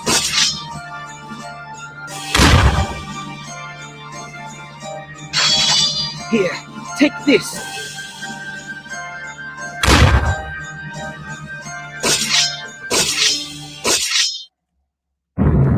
Alright. Enough of that. This game, as you have noticed, only requires you to press the space button. And that's how you win. Hence the name. Super Press Space to Win Action RPG 2009. This game got a serious review of 1 star by an idiot who didn't get the joke. And Rice Pirate made an animation that I would love to share with you. It will not live up to the hype from like fucking 20 years ago. What were you watching anyway?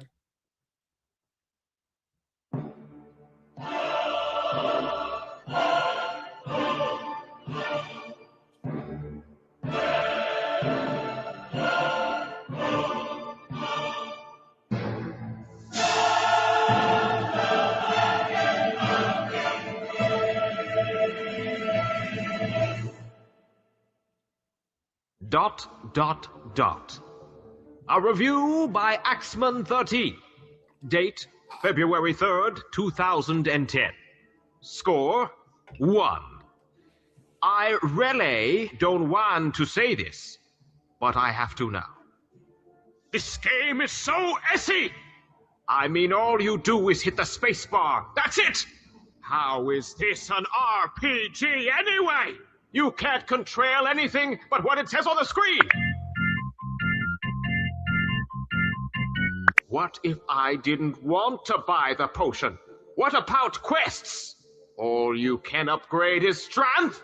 There is no way you can lose to the boss at the end. This game is crap. It's not even an RPG at all. I mean, look at it! In what way is this supposed to be an RPG if you can do quests and stuff? All you do is press 1 button the entire time. Explain to me. Explain to me! The Azur commence Otouto lies! Is it supposed to be stick dudes? I don't even know how this damn game got the daily third prize, or a rating of 4.26. People think this review is perfect. Go ahead! I don't care! I'm just trying to make a point here. Blam this piece of crap! P.S. The only reason I'm giving this a 1 is because the voices were pretty good. But that's it. This review may, in fact, be the reason that I am a grammar Nazi to this day. all those misspells, but they spelled damn right. Like, how? Oh. It's been too long since I watched that. That was great. All right. The devs behind Mixtape have explained. Wait, hold on. No, we're going to go back to this. Hold on.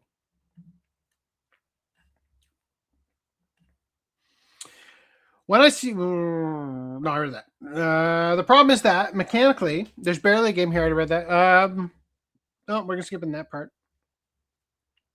I enjoy narrative-driven games. I love visual novels. I appreciate slower art house style experiences like What Remains of Edith Finch or Firewatch.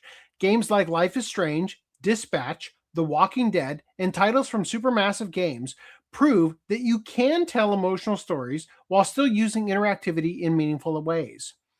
Those games understand how to take advantage of the medium itself. That's why I struggle with the idea of Mixtape being called a masterpiece. It doesn't really do anything new within the narrative genre, visual novel space, or interactive storytelling format. It combines familiar ideas well, but it never evolves them. The story itself also doesn't feel especially profound to me. It's ultimately about teenagers hanging out during their final night together before adulthood begins. There's nothing particularly complex, shocking, or emotionally devastating about it. Some moments are charming, some are funny, and a few might make you smile, but I never felt like I was experiencing something unforgettable. A lot of people clearly connected with the game because it reminded them of their own friendships, teenage years, first loves, or emotional connections to music. That kind of experience can absolutely be powerful. Games, like movies or music, are capable of triggering memories and emotions that stay with people long after the credits roll. One person may walk away saying, quote, "This game changed my life because it reminded me of being young," while another walks away saying, "Okay, but what actually makes this game exceptional compared to other games?" What fascinates me is how much of the praise seems tied directly to nostalgia. I spoke with other players, especially millennials, who connected deeply with the game because music was such a huge emotional outlet during their youth. For them, Mixtape feels personal. I can understand that.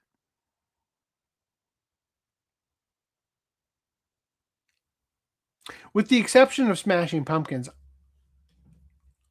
I don't listen to any of the shit that's in that game. No Rage Against the Machine, I'm out. Art becomes powerful when it reflects parts of our own lives back at us. But I also wonder whether critics are sometimes reviewing their memories instead of the actual game in front of them. That's where some frustration starts to creep in for me. When critics in their 30s and 40s give universal 10 out of 10 scores to what often feels like a lightly interactive collection of music videos, it creates this disconnect between the critical conversation and the actual player experience, especially when the game's writing uses modern slang and modern sensibilities while trying to recreate a nostalgic version of youth culture. At times, it almost feels like an aesthetic recreation of an adolescence rather than an authentic one. The problem begins when that deeply personal nostalgia starts being treated as universal quality. Younger players, especially those who didn't grow up with the culture or those exact emotional touchstones, may simply not connect with the experience in the same way. For someone younger approaching Mixtape today, the game can feel less like a groundbreaking experience and more like a stylized memory piece aimed at people reliving their teenage years. The soundtrack, awkward parties, reckless nights out, emotional conversations, and youthful chaos all hit differently depending on who you are and what period of life you come from. I've also seen some players argue that it can get essentially the same experience by watching a full playthrough on YouTube, that if you can get essentially the same experience by watching a full playthrough on YouTube instead of actually playing it yourself, then maybe the game isn't fully utilizing the strengths of the medium. 1000% agree. Yes, I totally agree with that statement. Like, as a game, I think it's the wrong medium. I think the concept is interesting, could have been great. As a game, it doesn't quite hit it. I think there's a fair point there. If a visual novel removes meaningful dialogue choices, minimizes player agency, and reduces interaction to basic movement prompts, people are naturally going to question what separates it from simply watching a movie. At the same time, I think parts of the online backlash have become completely unreasonable. Some criticism surrounding wokeness, politics, or certain character moments feel reactionary and disconnected from the actual conversation worth having. Fucker, I fucking agree with that. There's also a strange culture surrounding modern indie and narrative-driven games where criticizing them sometimes feels socially unacceptable. If you dislike a big blockbuster action game, nobody cares. But if you criticize a slower, emotional, artsy experience, people often act like you simply didn't understand it. Players might feel pressured to praise artistic narrative games because disliking them risks making you look shallow, immature, or incapable of appreciating art. Online discussions quickly become hostile, with people assuming that criticism automatically means someone only values explosions, combat systems, or fast-paced gameplay. You can understand exactly what a game is trying to do and still think it doesn't fully succeed. You can appreciate atmosphere, music, emotional storytelling, and presentation while also questioning whether the gameplay itself is meaningful or engaging. Very few people are willing to exist in the middle ground. The real debate shouldn't be whether Mixtape is ruining gaming. The interesting discussion is whether review scores are still communicating value proper when highly The interesting discussion is whether review scores still communicate value properly when highly personal, emotionally driven experiences receive the same universal praise as games that redefine mechanics, systems, or genre design. Because ultimately, I don't think Mixtape is terrible. I just don't see it as a generational masterpiece. I see it as a stylish, emotionally sincere, nostalgia-heavy narrative experience that will deeply resonate with the specific audience while leaving others completely cold. And maybe that's perfectly okay. Not every critically acclaimed game needs to appeal to everyone. But when nearly every major outlet calls something a 10 out of 10, people are naturally going to ask, what exactly are we measuring anymore? Innovation? Emotional resonance? Artistic intent? Personal relatability, or simply whether critics connected to it on an individual level? Games like The Legend of Zelda Ocarina of Time, Elden Ring, Super Mario Galaxy, or Red Dead Redemption 2 earned those scores because they fundamentally shifted expectations around what games could achieve. Increasingly, a 10 out of 10 can simply mean this game emotionally affected me. That's not necessarily wrong, but it changes how audiences interpret scores. Many players still see review numbers as measurements of overall excellence, innovation, and craft. Critics, meanwhile, may be using scores more as emotional reflections of their personal experience. I think it's the real conversation. I think that's the real conversation here, not whether Mixtape is good or bad, but whether the language and scoring system around the game criticism still means the same thing to everyone reading it. Anyway, so that's the takedown of the 10 out of 10, and I got to say I agree largely with it.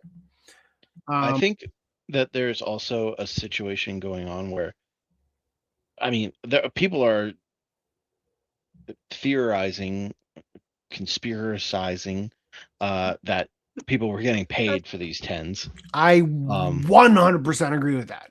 It seems very likely.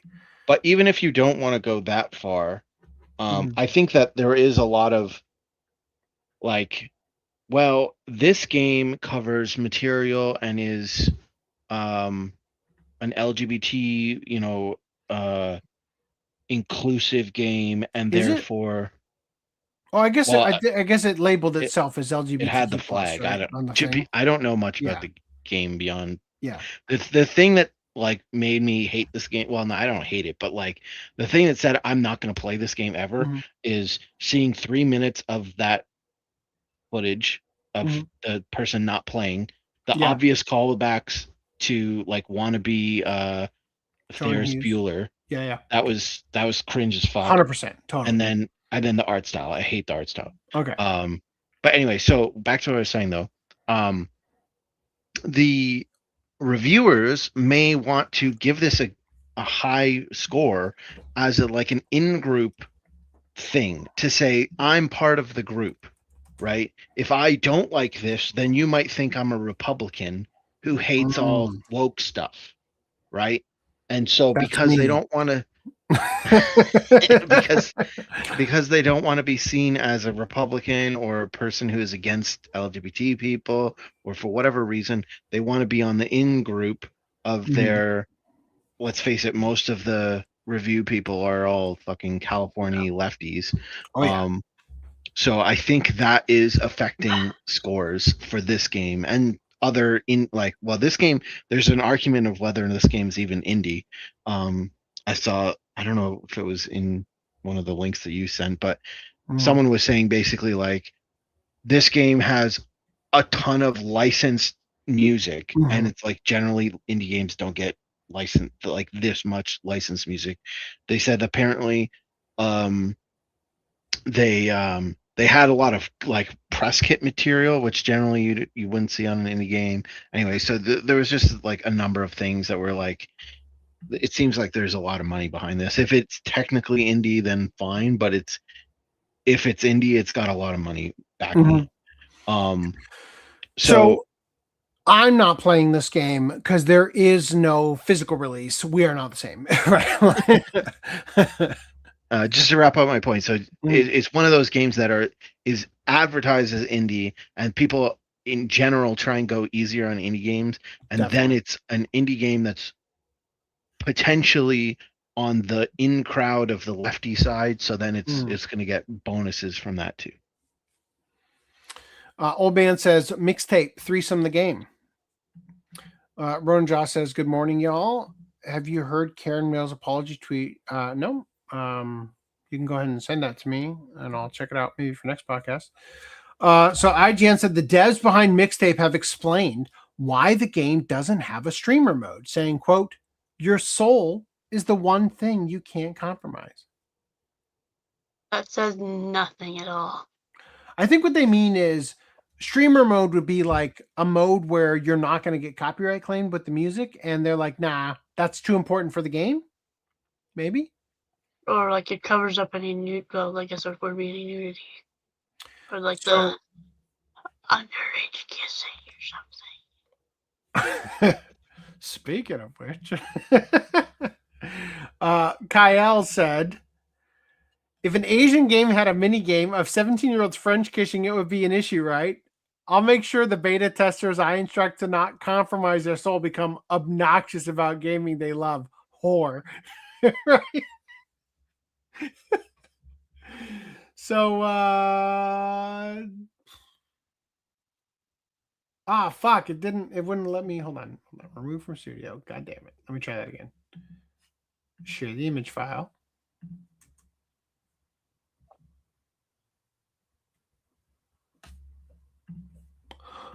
Oh. Yeah, there it is. Actual gameplay. 10 out of 10. You can just let this go on and on and on. Yeah. Like the only button command is okay, stop. Okay, to be fair, before this prompt comes on, there's another prompt beforehand. I don't understand it, but I'm just saying, this shit is fucking funny. Like, holy shit. Not a single aspect of this is intended to be sexually gratifying. If anything, they're approaching it from the grotesque angle, right? Yeah. Like, if we're being perfectly reasonable here. It's so fucking weird, man. It is weird as fuck. And that's what makes it funny as shit, right? I think it's hilarious. I would play this game. 100% I would.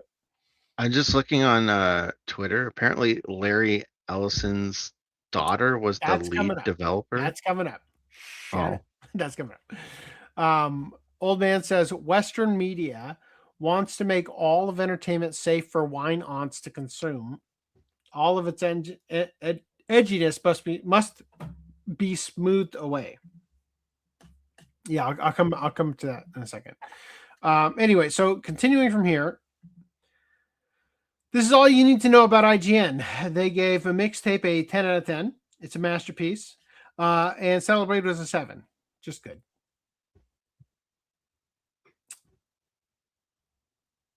That's right. I have to get back to playing Stellar Blade. Right? Like, I'm not. I definitely no, I haven't. I definitely would not argue that Mixtape should be a 10 out of 10. But I definitely don't think Stellar Blade is more than a 7. In fact, I think 7 is actually a bit high for my scale. I don't think it's a terrible game. I just don't think it's that much fun. I thought this was hilarious. I think Resident Evil 9 might be the only thing stopping Jeff Keighley from letting this ugly piece of shit sweep this year's Game Awards.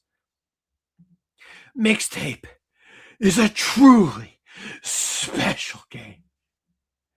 Like a playable High Fidelity, or maybe a 90s John Hughes movie. Still thinking about it days later. Also, you can blow things up by flipping them off. Go play it. It's on Games Pass too. I'm fucking raging. I know, dudes. Get out of here. What? You think they'll call the cops? People with tennis courts call the cops. I can blow things up with my freaking fingers.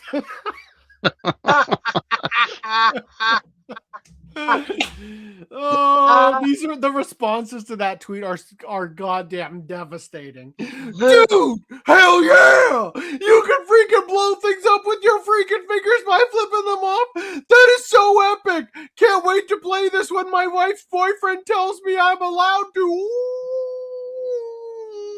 Ooh. That's it. That's it playing. That's the GIF. God damn you. 2 frames of the same shit. Whoa! I can, to be clear, blow things up with my freaking heckin' fingers. Why didn't you heckin' say so? This is so poggers that I've got to tell everyone to give this positive reviews. Honey, Jamal, can I use my computer time early today? People have to know about this. Yikes. Yikes. Also, I just love it. Could we have been more correct with the Funko Pops? Called it. Funko Pops are gay. All right. According to Vera Dark, were the journos paid to shill for Mixtape or simply sucking up to the daughter of a centibillionaire? Megan Ellison, Margaret Megan Elizabeth Ellison, born January 31st, 1986, is an American film producer. She founded Annapurna Pictures in 2011. Her production work includes films Zero Dark 30, American Hustle, Her, worked on that, and Phantom Thread, all of which earned her nominations for the Academy Award for Best Picture. She also credited as an executive producer on Nimona, which was nominated for Best Animated Feature. In 2014, Ellison was included in the annual Time 100 list of the most influential people in the world. She also received the Tony Award for Best Musical as a producer of the musical A Strange Loop. She is the daughter of centibillionaire Larry Ellison. Now, I couldn't help but notice that none of that is about Annapurna Interactive, the game company. It's about Annapurna Pictures. I don't fucking know if this is even related to the game. I don't know. But when I read that, what? I would imagine they are. Like, probably.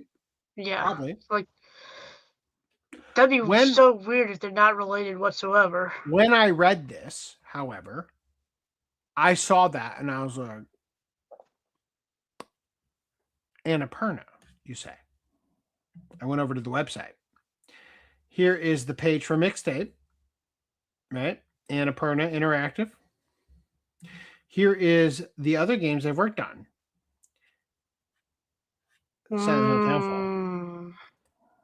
That explains everything. I don't know. When I went into this, I thought, oh, that's a bad sign for a Silent Hill Townfall. But the more I looked at this game, I'm like, I don't know how I feel about it. I do want to point out that they have also been the distributors for 2AT. for the creator of Katamari Damacy. And I would like to point out Snap and Grab. That's a mood. That is a mood. Unfortunately, we will look at that again shortly. So let's move on. There's a difference between being a publisher and being the lead developer. Right. So I don't know if, like, the tweet I read was that she's the lead developer. I don't know if they're just the publishing company. I don't think that would make them the lead developer.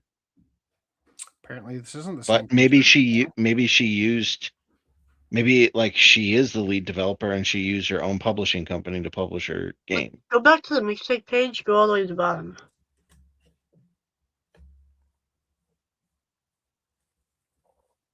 The one with the orange text that you had, or like the orange background text. That one, yeah, all the way down the bottom, all the way down. Developer, Beethoven, and Dinosaur. Yep. Who are those people? Click on that. Oh, you guys are killing me. A dinosaur, T-Rex made this game. Oh my god! This is the whole fucking website. Is this JPEG? Oh my god. What? That's Larry Ellison's daughter is a T-Rex. Oh god! Shit! Tammy? That Tammy? Oh, Tammy the T-Rex. All right. I saw what's his name was a T-Rex. Tammy and the T-Rex. I saw this and I knew for a fact it was going to get deleted. I called it on the Pragmata subreddit. Self-snitching at its finest. They not like us. Annapurna Interactive made a game called Mixtape where the only gameplay are two underage kids sexually tongue kissing each other, and they make sure you see it in all in detail. Fake gamers are calling it Game of the Year 2026. Capcom made Pragmata, and it had a father-daughter relationship, which people accused gamers of being pedophiles for liking this dynamic, even though nothing sexual ever happens in this game. Damn. That brings me to our next topic. Pragmata surpasses 2 million sales as players embrace its emotional sci-fi story. It's wonderful. I saw this and I cried. Not really, but missing my little girl. My baby girl, Mackenzie Aaron, passed away at the age of 8 in January 2009. She's forever 8. This is her in the picture above. I'm a 55-year-old gamer. Thanks to my daughter, Ella, now 9. Ella talked me into playing Fortnite in February 2024. It's been 30 years since I gamed in high school and college. From Fortnite, Hogwarts Legacy, Red Dead Redemption 2, and others, gaming has helped me get through a lot in life by just getting lost away from reality, even just for a little while. I've been seeing this game come across my feed since it was announced. I haven't seen the negative comments about it until now because I don't spend a lot of time reading things on social media. Maybe 20 minutes a day to scroll and react on my top news feed. I really don't give two sheets about what negative people think about it. When I watched some videos of Pragmata, Ella said, "Daddy, she reminds me of pictures of Mackenzie. I wonder if Diana is like Mackenzie." So I purchased the whole bundle and we started playing it. Diana is very much like both my daughters. Maybe I got a little bit teary-eyed. Maybe. I absolutely love this game and the time Ella spends with me. Pragmata is therapeutic for my soul. I would just like to say that this game has been so fucking wonderful for my family because my son is obsessed with the fucking moon to the point where it's annoying. And my daughter is exactly the age of Diana's model. And she loves being the center of attention. We call her Chloanna while we play it. I have had the best time playing this game with my kids. So shout out to them for making the game.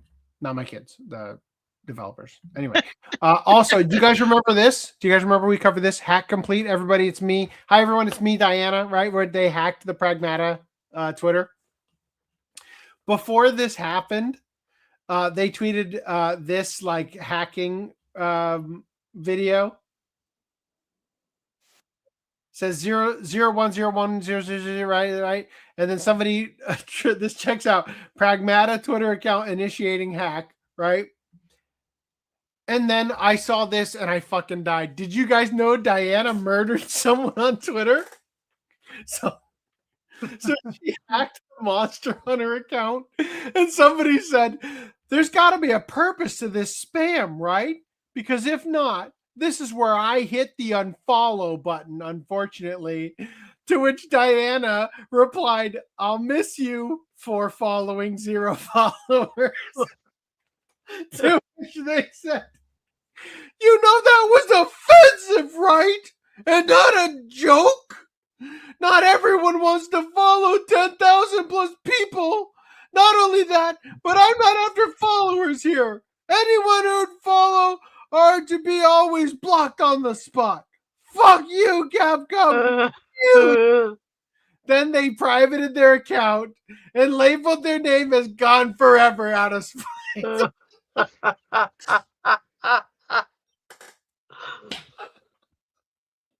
Shout out to Capcom yet again. Fuck this guy in particular. All right, they also had this. She hacked the Resident Evil Twitter and said, I found a file with a bunch of details on different agents. Ooh, there's one on someone named Leon too, but I can't crack the security. But I bet there's nothing important in there that everybody's dying to know, right? Which brings me to our next topic. Leon Must Die Forever mode adds roguelike action to Resident Evil Requiem. Footnam, have you been playing Resident Evil Requiem yet? No, I have to do Resident Evil 4. Can you take the tongue kissing thing out from the background? Like, as soon as I put in the Resident Evil Requiem Leon Must Die video. Yeah, you're done seeing this? Okay, I'm tired of looking at that down below. He can't take his eyes off of it. Oh, dear Lord. All right, here comes Leon Must Die Forever. Any second now. Forever. I'm going to step out and piss in 10 seconds flat as soon as this video is something I can click on. Holy shit! It knows. It doesn't want you to go. It smells I'm gonna have to start. Oh my god, did I download the 4K? Holy shit! Actually, it's rendered in 16K. Rip. At least when the tongues were there, I could be so turned on I didn't have to pee. Kidding, of course. Holy shit, it's not done yet. Ay, ay, ay.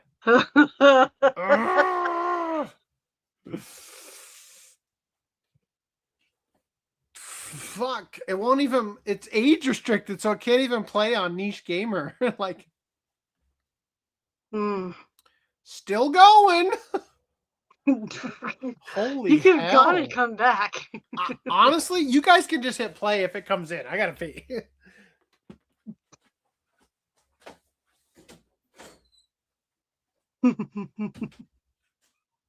We're not gonna play until he comes back. I don't even know what I'm looking for here. I don't know. I think it's to be the last video in the Intros and Ads brand. I think.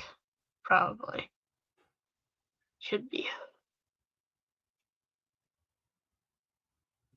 So what has been keeping you guys preoccupied this last week? On that grind. Okay. Not grinder, but Oh. just the grind, that Sigma grind set. I was just gonna say how you said grind that first time sounded pretty gay. How on that grind? That grind. It's not done yet. I watched all of Invincible. Including the new stuff? Was it gay and AIDS? Honestly, I didn't even notice the bad animation all that much. I don't mean the animation. I mean the story. I don't even know how they changed the story in season 2. Like they inevitably had to. I know what we're talking about. I'm gonna go dice. I don't know how much they changed the story. There was no like crazy. There was one crazy character who was kind of like politically correct, but like it was a joke character, and it was the same character from season 1, the like weird, like earthquakey guy. That was like, oh, blah blah blah. Anyway, and there was another T-Rex guy that was like, humans are the problem. But yeah, like nothing cringeworthy in that, like super cringeworthy, I guess, in that sense. The biggest thing was just like, I'm glad I waited to watch season 2.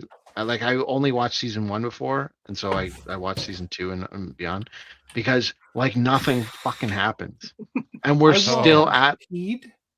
Reloaded my drink and then peed again before this stupid thing is ready to play.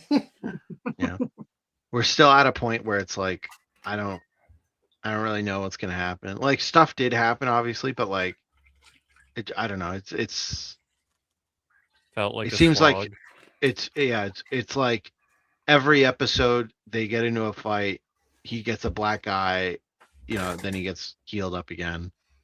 Gets in another fight. Like I don't know. It's kind of. Who changed AC's name? I would like to know.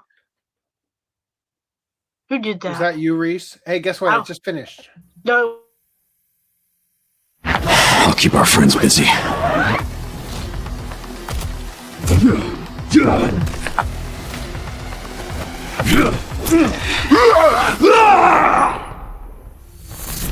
Let's make this quick.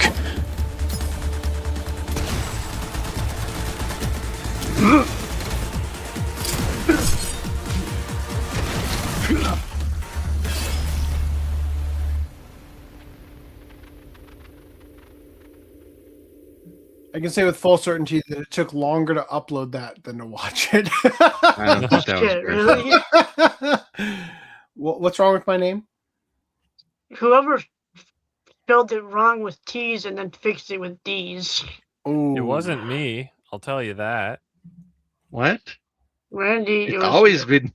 It's always been D's. What are you talking about? That was Randy. Hold up. Wait. Where is that? Not in this brand. Okay, ran Tom 11. Action man. All right. Anyway. Regarding this though, yeah.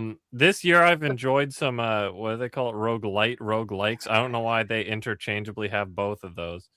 So I think adding that to like freshen up the Resident Evil like mini game stuff is pretty cool.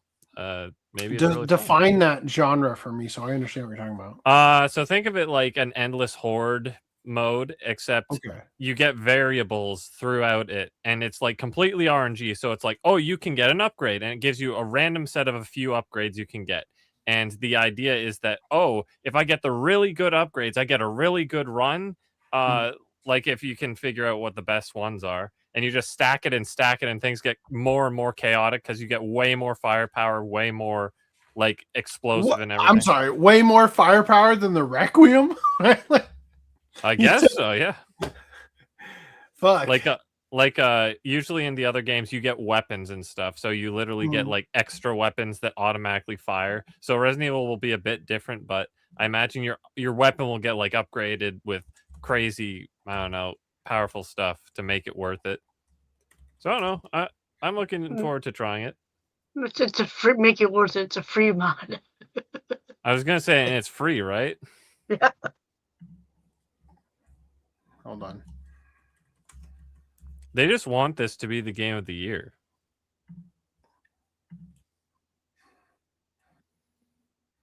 Hold on. You've made me think of...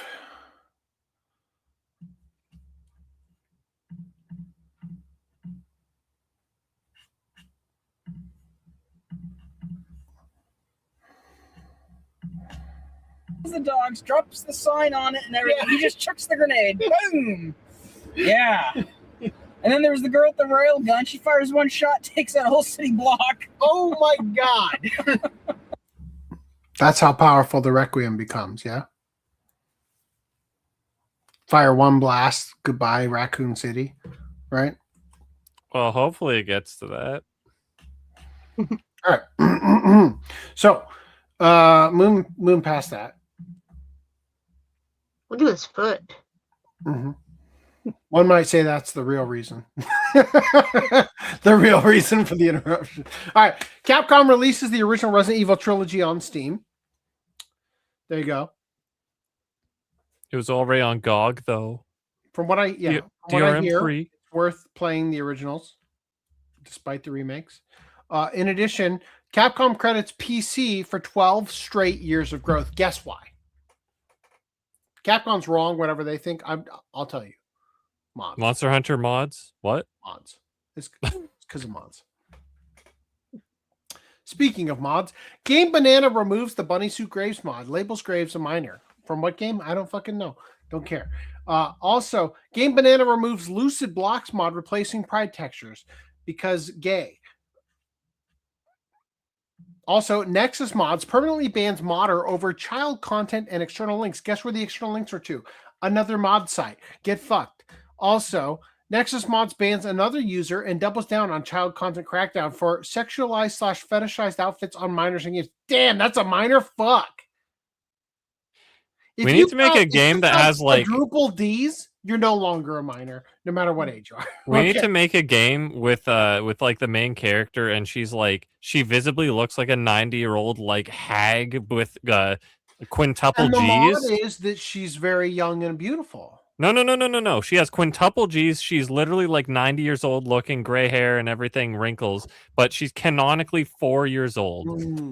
And then someone makes a mod of that to make them sexy. We'll see if it gets But these banned. are really sexy. Come on. You want it? Oh, that felt great. Yeah. Fuck. Ow! I'm dying. This has been torture for you. This is AC's last stream. It might be. Fuck. Ow! Ow! Here's the ouch cam.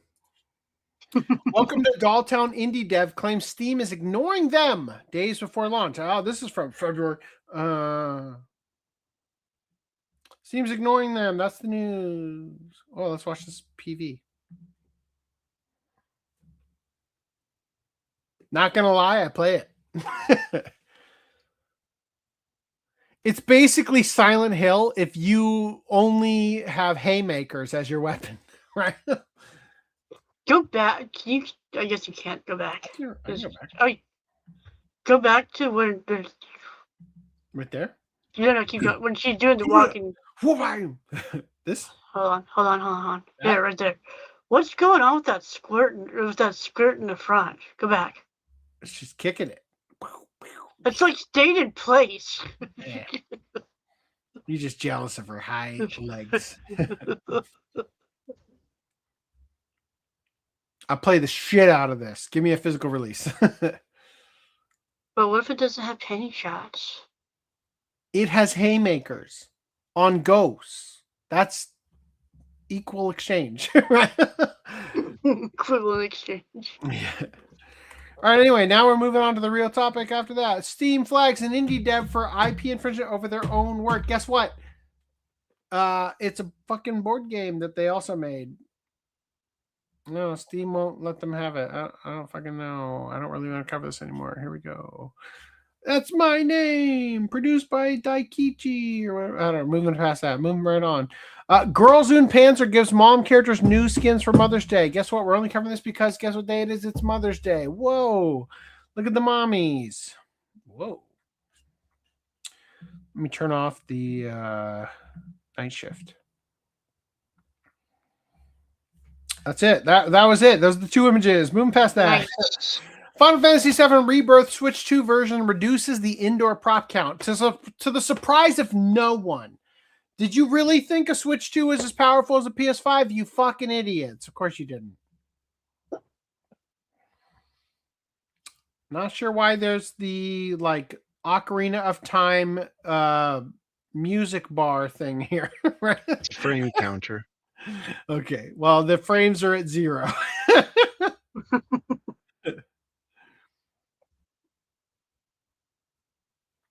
No hat, no box, no whatever the fuck that is, no vase. God, so sad. Everything looks like shit. Switch 2 is bullshit. There's no highlights on the light. There's no awning in the Switch 2. Or there's an awning in the Switch 2 or whatever. I'm moving catching up on making up for lost time. Switch 2, Switch, and Switch Online price increase announced.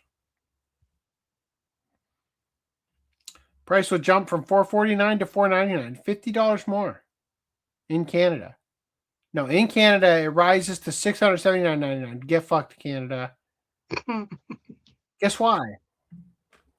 Intel warned CPU prices could rise due to AI demand. Oh, shit. Just want to point out again, man, like just ain't shit. But they're going to increase the price on it. Meanwhile, Sony won't increase the price again, says the CEO for the PS5. What excuse do you have? The Switch is now more expensive than the PS5. No, it's not. With your life. No. Canada it is. If you No. look at the US price of the PS5 and the Canadian price of the Switch 2. No, what the apples and oranges, man. All right, moving on. PS5s are like $800, $900 now. In Canada. Yeah. Supply and demand. SUPPLAI and demand.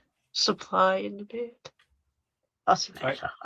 Gungrave is set for a major expansion after being acquired by Korean studio.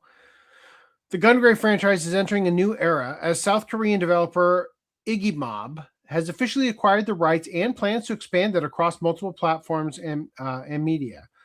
The studio confirmed the move in a public statement where they said, "Notice, we have fully acquired the Gungrave IP from Red Entertainment." Get fucked, Red Entertainment.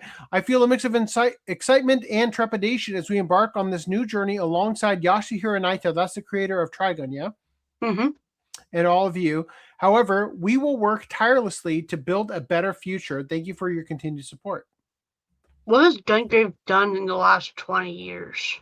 Fuck all. That's what I thought. The anime sucks ass. Right? Like boring as hell, but I still liked it. I have it. I bought it twice. Wow. God. I had it on DVD and then I bought the Blu-ray when I started buying Blu-rays. Iggy Mob has already been closely tied to the series, having developed both Gungrave VR and Gungrave GORE, meaning the franchise is effectively staying in the hands of the team already familiar with it. More importantly, original creator Yasuhiro Naito will continue to be involved in future projects, suggesting that while ownership has changed, the creative direction may remain somewhat consistent. Iggy Mob, honestly, if anything, it means they're going to make more games, so that's great. Iggy Mob has stated its intention to expand Gungrave across various platforms and media, which could include new games, multimedia projects, and broader franchise development. One of the first major projects under its new structure is Gungrave Gore, G-O-R-E, Blood Heat. If I remember correctly, the main character's name is Brandon Hito. Yeah, Brandon Heat. Yeah. All right. A rebuilt version of the 2022 title, currently in development using Unreal Engine 5. For context, Gungrave originally launched on PlayStation 2 in 2002 and built a cult. Literally, they've done nothing in 2000 since 20 years, right? Built a cult following thanks to its stylish gameplay, noir-style story, and its iconic protagonist, Grave. No? What? Brandon Heat? What? Who fights using dual pistols and a massive coffin weapon. Gosh. Iconic protect. Yeah. I don't remember him being called Grave. Oh, I don't remember. Is that Brandon Heat was his original name. Then he went by the name Beyond the Grave after he was resurrected. And that's fucking gay. Yeah. The series also expanded before into anime and other media, but this marks the first time a single studio has taken full control of the IP with a clear long-term expansion strategy. All right, great. All right. I don't know. It was okay. I don't really want to see it.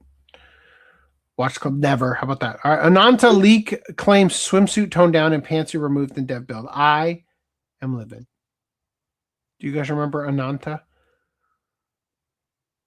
It was the one with the song by One Republic about the little bit of sunshine. And we're like, I pre-ordered it, but it's gonna just be like not a I remember how Greenline described it. He said, what did you say, Greenline? It's gonna be a bunch of like set pieces or something like that.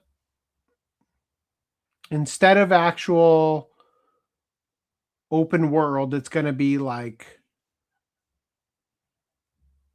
thanks for muting yourself. Great. All right. Moon past that. A supposed developer build leak of the upcoming game Ananta is making the rounds online with claims that the game is already undergoing censorship changes before its release, covering up swimsuits and denying players visible access to pantsuit. No, absolutely not. Undo pre-order. According to a tweet, the leak alleges several alterations to character designs and even provides a screenshot of the allegedly censored swimsuit. Goddamn. Doesn't even make sense anymore. Why?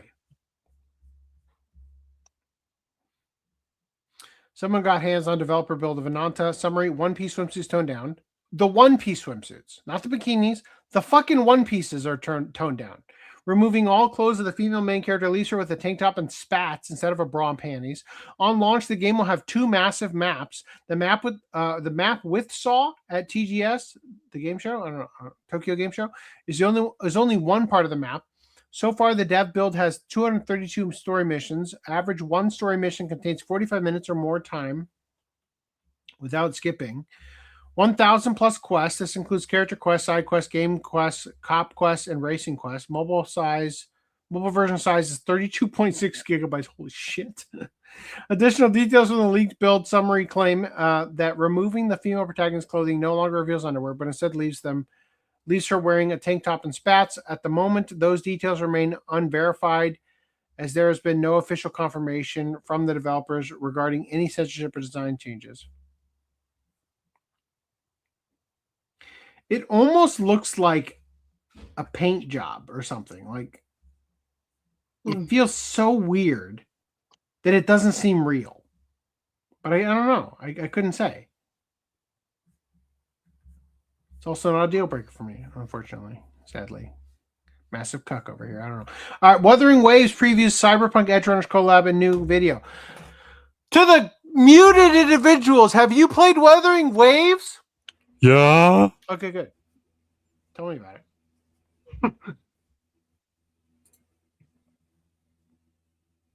I guess Greenland hasn't. Here I go, playing the fucking trailer.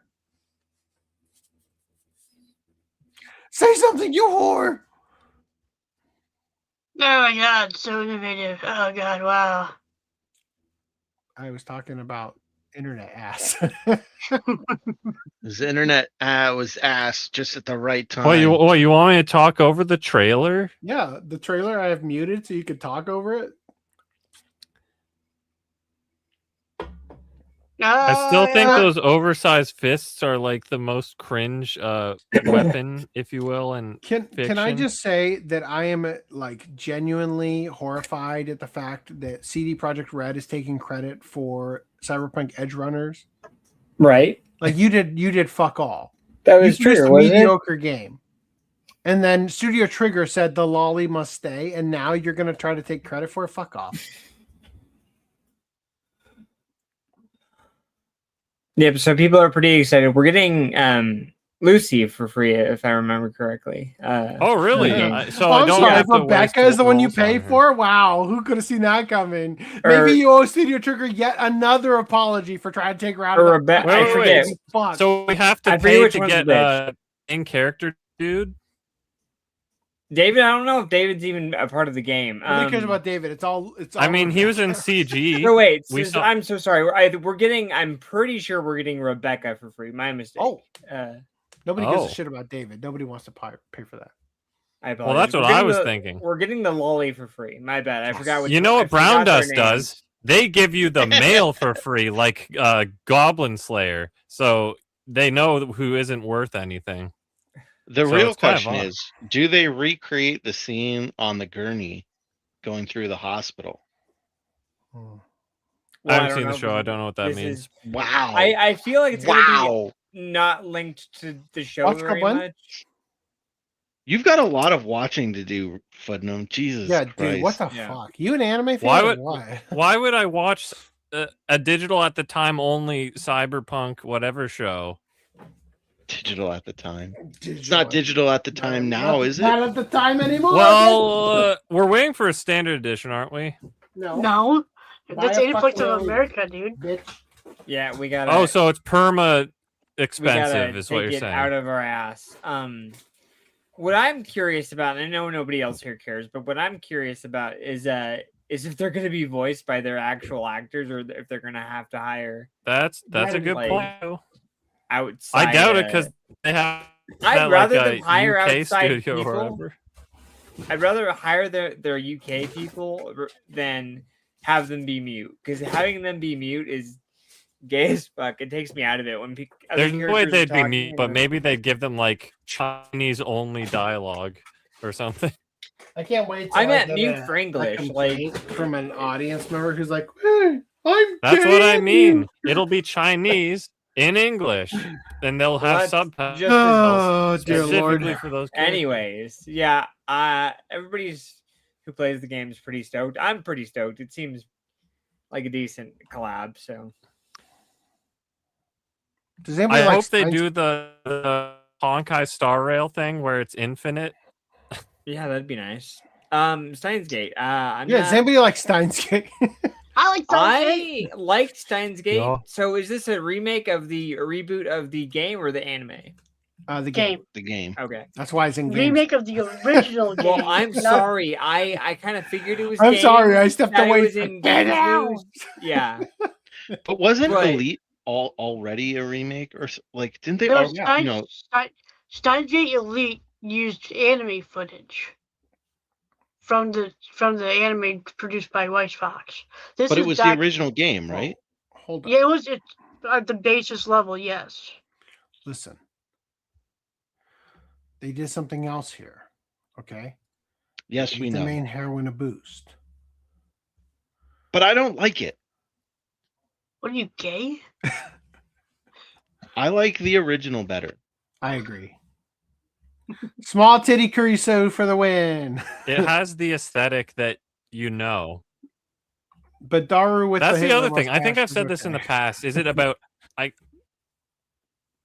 I don't know if it's because like when we were talking about figures or something, where it's like, wow, they gave their bust size like a massive increase, but I'm sitting here like, well, that's the character we know though. Like, sure, like on paper you're like, oh, big titties, but like that's not part of their style.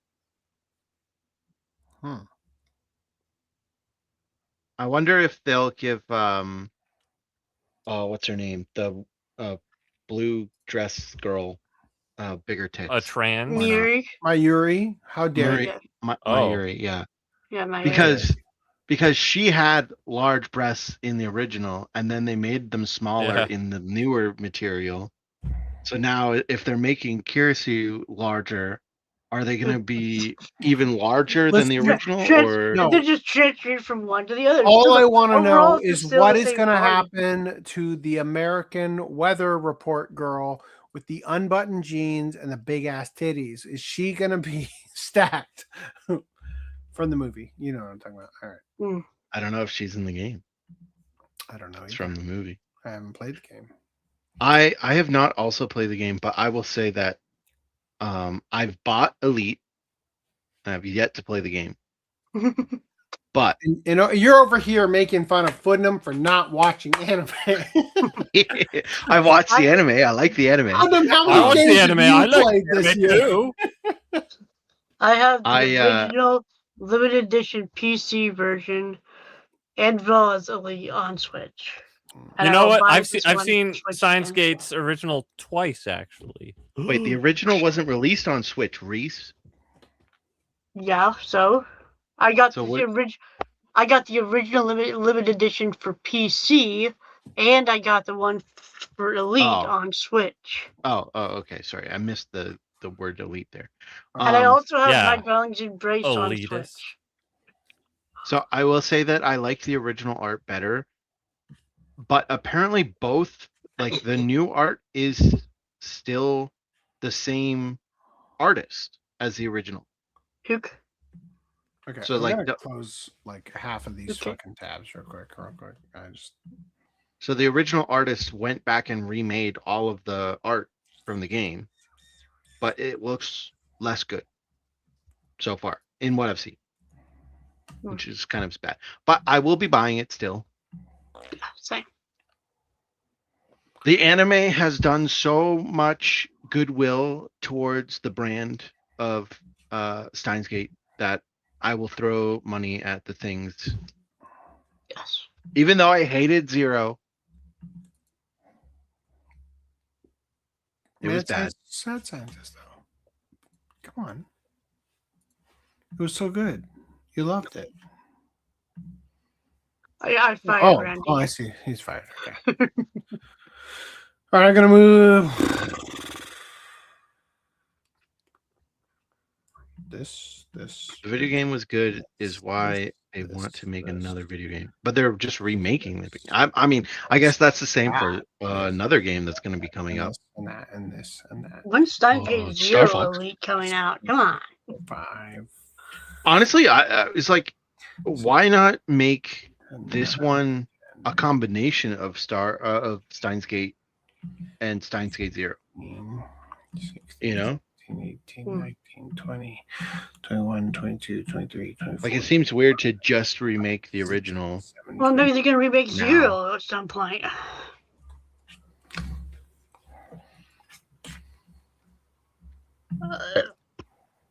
Gross. All right, here we go.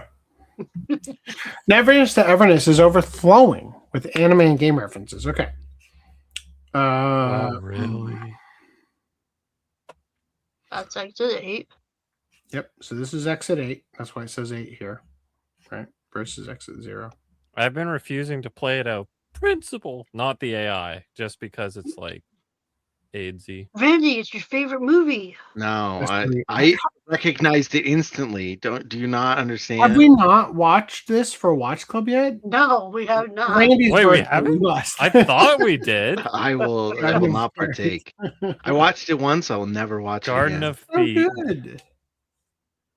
I will be able to diss that movie off this memory. close to fucking a teacher. That's the name of the episode, Garden of Feet. All right, so they have the Your Name case. Gasp. Is that Steins Gate? Yes. Oh my god. Bro, they're not even like. Who makes the perfect segue? Yes, I do. All right. Initial D. Oh. Initial D's nuts. Watch go. I don't know what this is. The one. That's the Digimon. That's the one building? TV station. Which was in Digimon. In the Myosmon fight, when they grabbed that giant ball, it's like, pass me the ball. Hey, Digimon. You did a soccer ball, killing all the people inside that dome. Oh my god! Hell what do you yeah. guys? Where do you recognize this? How about that, That was Reese? from Bleach. Is it Bleach? Wow. It looks like I the don't know, house it from kinda looks Sergeant like it. Frog. I don't Is know. the top one also anime? What the hell? That's like No, that's the game.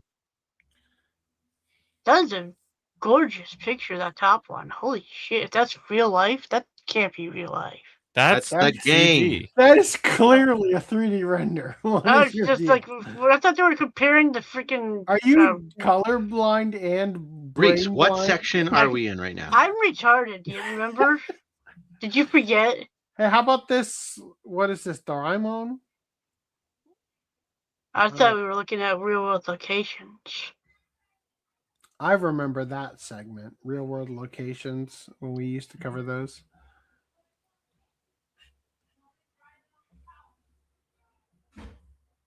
And then Shibuya Crossing. JJK? I don't think they showed it during the day, did they? I'm sure they did at some point. Like the Shibuya, and that's all at night. What do you think? I'm sure the game has a night cycle. As an anime fan, what do you think? You like it? I think I'm gonna cut my balls off. References are nice. All right, cut your balls off. Just guess what? Neverness to Everness has been accused of being rife with generative AI. Oh, rife with it? I thought it was Rife! only like two images or something. It's been Matt rife with generative AI. The newly released Neverness to Everness is ruthlessly criticized online for containing generative AI, even going so far as to run a scene from a movie, Weathering with You, through AI and uploading the result into the game. You guys ready to see it? Which one's AI? They both look like AI to me. Who gives a fuck? Here it is. Are you guys ready for this? It's from the trailer.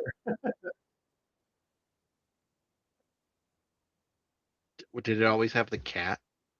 What the cat was in? I don't think the cat was. It wasn't in Weathering chair with You. coon, right? This is Suzume then.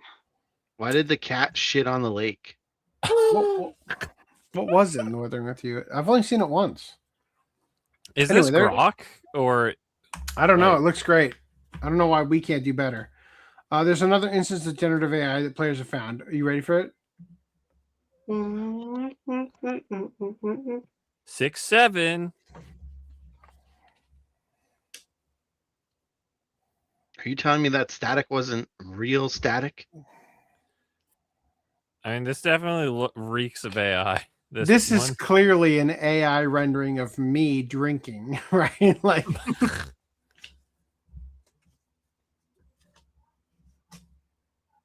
yeah, talking about his now wife. That's me, all right. All right, anyway, we'll move past that. All right, here we go. Oh, so there is only two so far. NTE responds to AR accusations as characters and story were made by humans. I don't give a shit about any of this. Move past that. They said it was made by humans. Who cares? Neverness to Everness praise for top-heavy NPC scare. Whoa! That's an NPC. That's a character you get to look at who doesn't even have anything to do with the plot. But she does have a unileg. No. Kind of. I mean, I guess their NPCs look a bit better than Genshin's. Yeah. They all have the same titties. Not complaining, of course. Does NPC mean non-fuckable character? PH. Non-pornable character.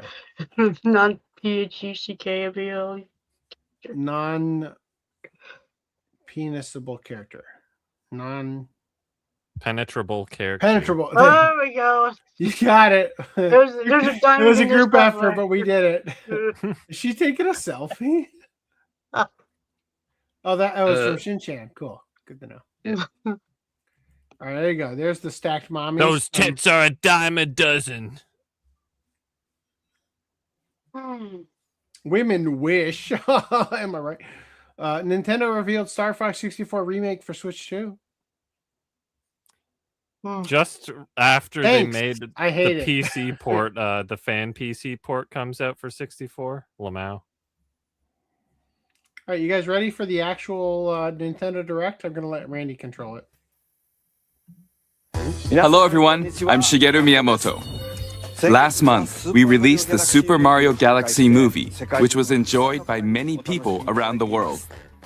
To everyone, You don't ask me personal questions. Oh, I'm so sorry. I didn't. Fox McCloud, leader of the legendary Star Fox team. I only care about three things: keeping the Lilat system safe, fighting with my buds, and doing extremely dangerous barrel rolls. Let's go! Then one day, I warped, trying to find a way home, doing good when the price is right. Oh, I also have cool space boots. Now that's the backstory of the guy who's going to take us to the space junk galaxy. that's right, the main character from the Star Fox series, Fox McCloud, makes an appearance. Now, Fox and his wingmen return in their own Nintendo Switch 2 game. This game is called Star Fox. Oh my God! And now I'll pass it over to Koizumi-san.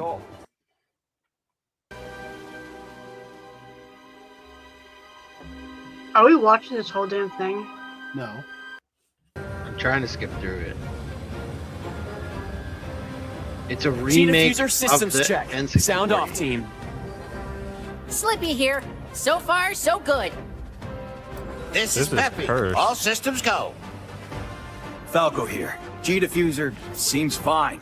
Let's go already. Enemy targets up ahead. Let's rock and roll. Turn RTX off. Turn DLSS5 off. Fox's rivals. Sounds perfect. There's no way Andros would expect us to launch an assault there. Is there a You up for another non-furry challenge, mode Fox? by chance? I don't think so. Scans are showing unidentified energy emanating from within Slippy piloted by Fox and his crew.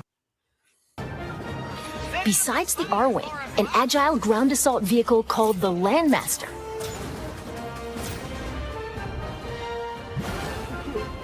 And a modified exploratory submersible called the Blue Marine can also be piloted.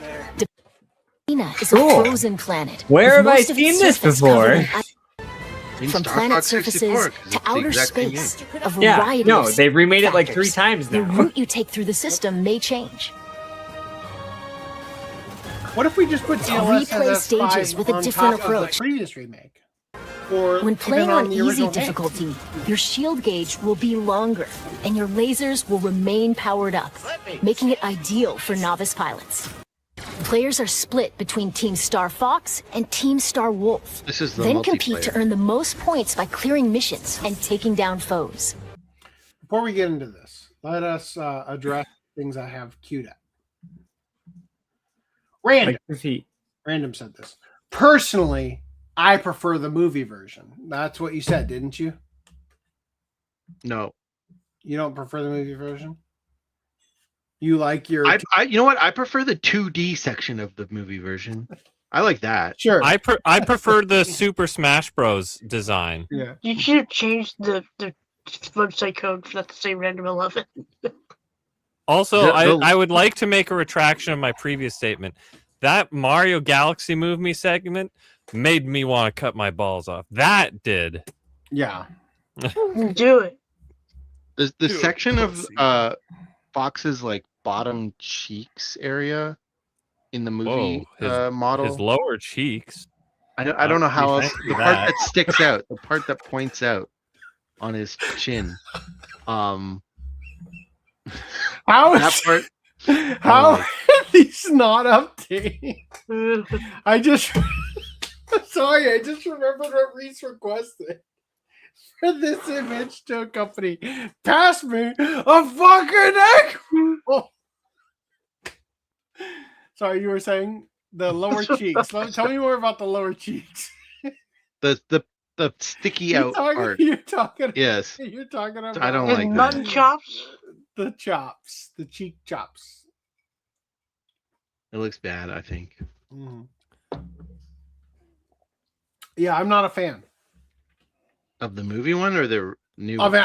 any of them.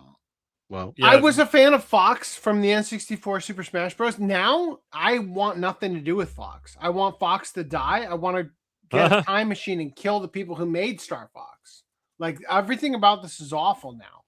That's rude. I'm telling you, like the Smash Fox. You wanna- Well, that's the only one that I really know. Let's be honest, but it looks Do you want to completely comment? different. Like a furry. Yeah.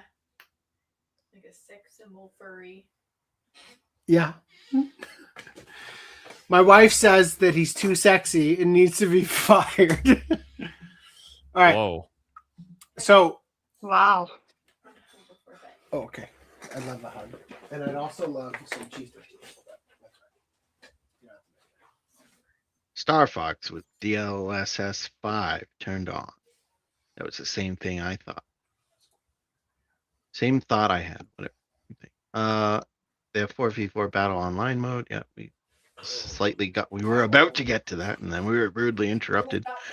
Finally, new Star Fox game. Wait, this seems like the monkey's paw-ish. Do you think What do you Probably think the still, despite optimal Uncanny Valley. Fox era is for his design, Randy? I was looking at 64. all of the designs, and yeah, I as much as it's polygonal, I still like the N64 the best. Even like the 3DS remake, I think they kind of made it too cartoony. But the N64 one I liked. Anyway, so IGN had a different way of saying it. They said Star Fox creator prefers the character's movie design, following mixed response from Nintendo Switch 2 game reveal. Quote, I guess this is how it turns out if I'm not supervising, he said. What he actually said was, I wake up in the morning. A ton of messages have come in. Oh, Star Fox is finally making a comeback. I've got to post about this. Wait, this isn't a dream, right? To which this person said, greetings, master! I just got home from school and found the same surprise! How wonderful! What do you think of the new character designs? To which he politely said, I guess this is how it turns out if I'm not supervising, or something like that. I think the concept is good. Which is to say that what he is saying is, if I'm not working on it, I guess this is what they came up with. It's all right, I guess. Bro, that's the Netflix adaptation right there. He then also said, personally, I prefer the movie version. But I thought this one is good in its own way, with a clear direction towards suck. Somebody, Nintendo Life said, random. Personally, I prefer the movie version. Star Fox designer weighs in on the new look. He said, because the movie version of Fox has the absolute best expression. When she first meets Mario, Fox is a girl. What? That's just a translation Nope. issue. I'd hope so. From the mouth of the man. It's automated Fox has translation. always been a bitch. They've mixed up the voice casting this whole time.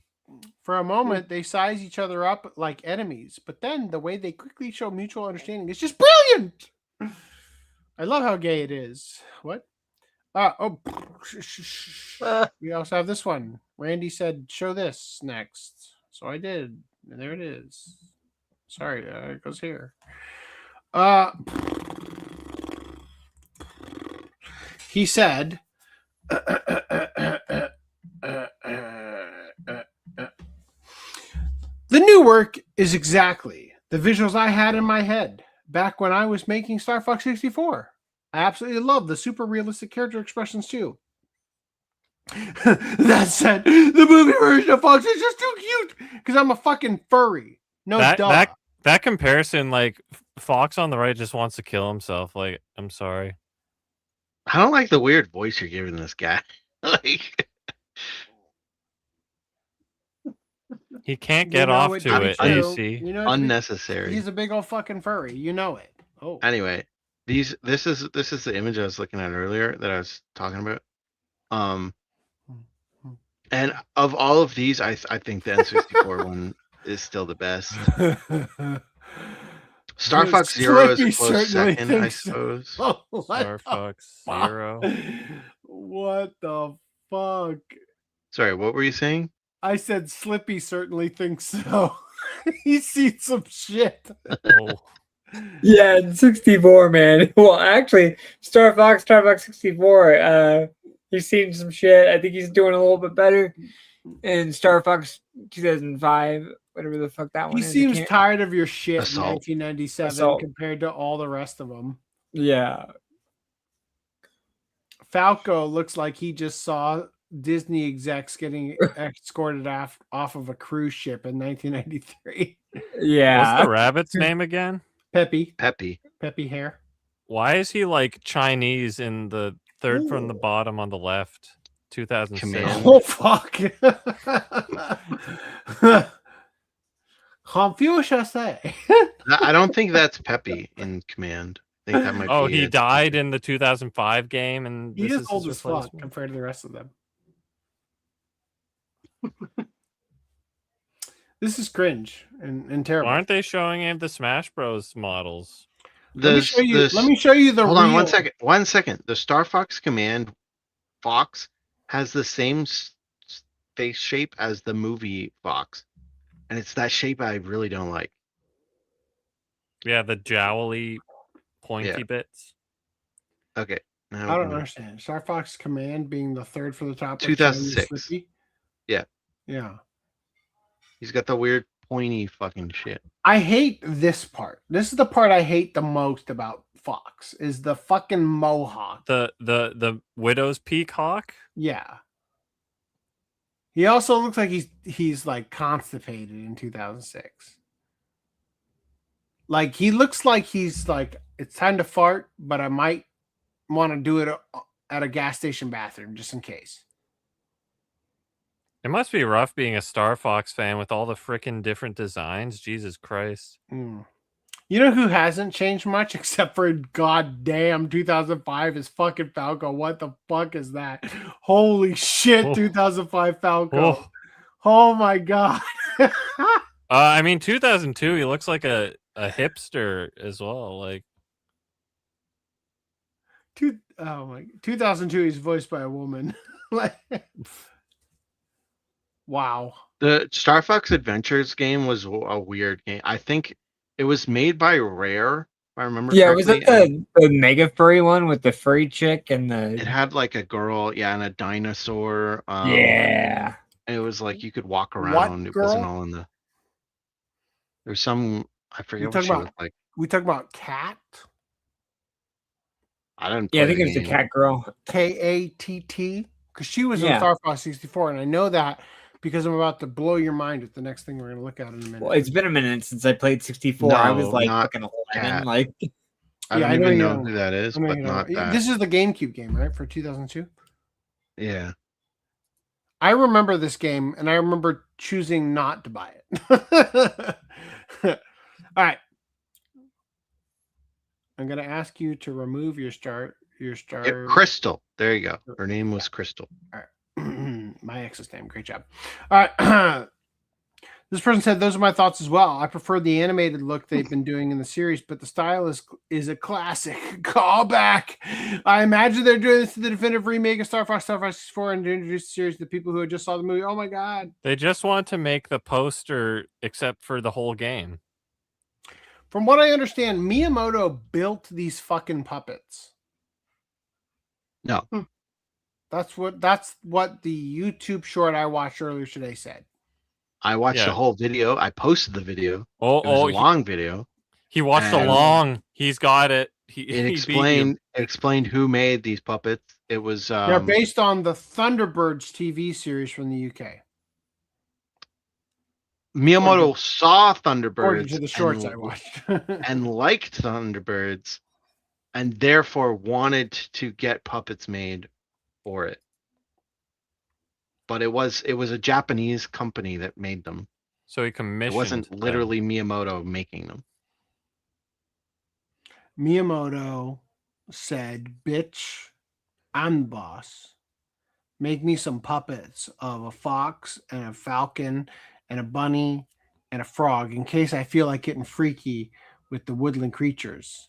Put a tenga in there." You're gonna be just like Andy. Wait, what? From Toy Story? No.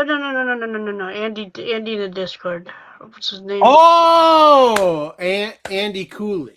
Yeah. Yes. Okay. All right. See, all right. The people that made the puppets for that ad campaign and the poster went on to work for some visual effects company that worked on Godzilla -1. So there you go.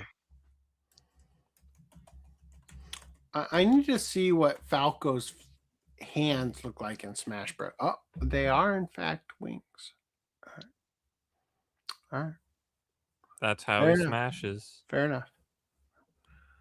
Falco smashes. Slippy with eye color is He sticks creepy. it right in the cloaca. Oh. What? Slippy's what? Eyes with color looks creepy, and also his face shape is just. And like weird. the slimy bit coming down off of his I think hat that's just a there. torn hat. I don't know. How come we never see Slippy like? Right, like. All right. Anyway. That's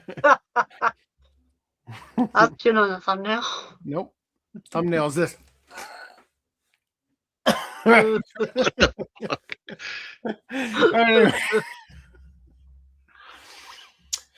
So you got your ACs on the thumbnail.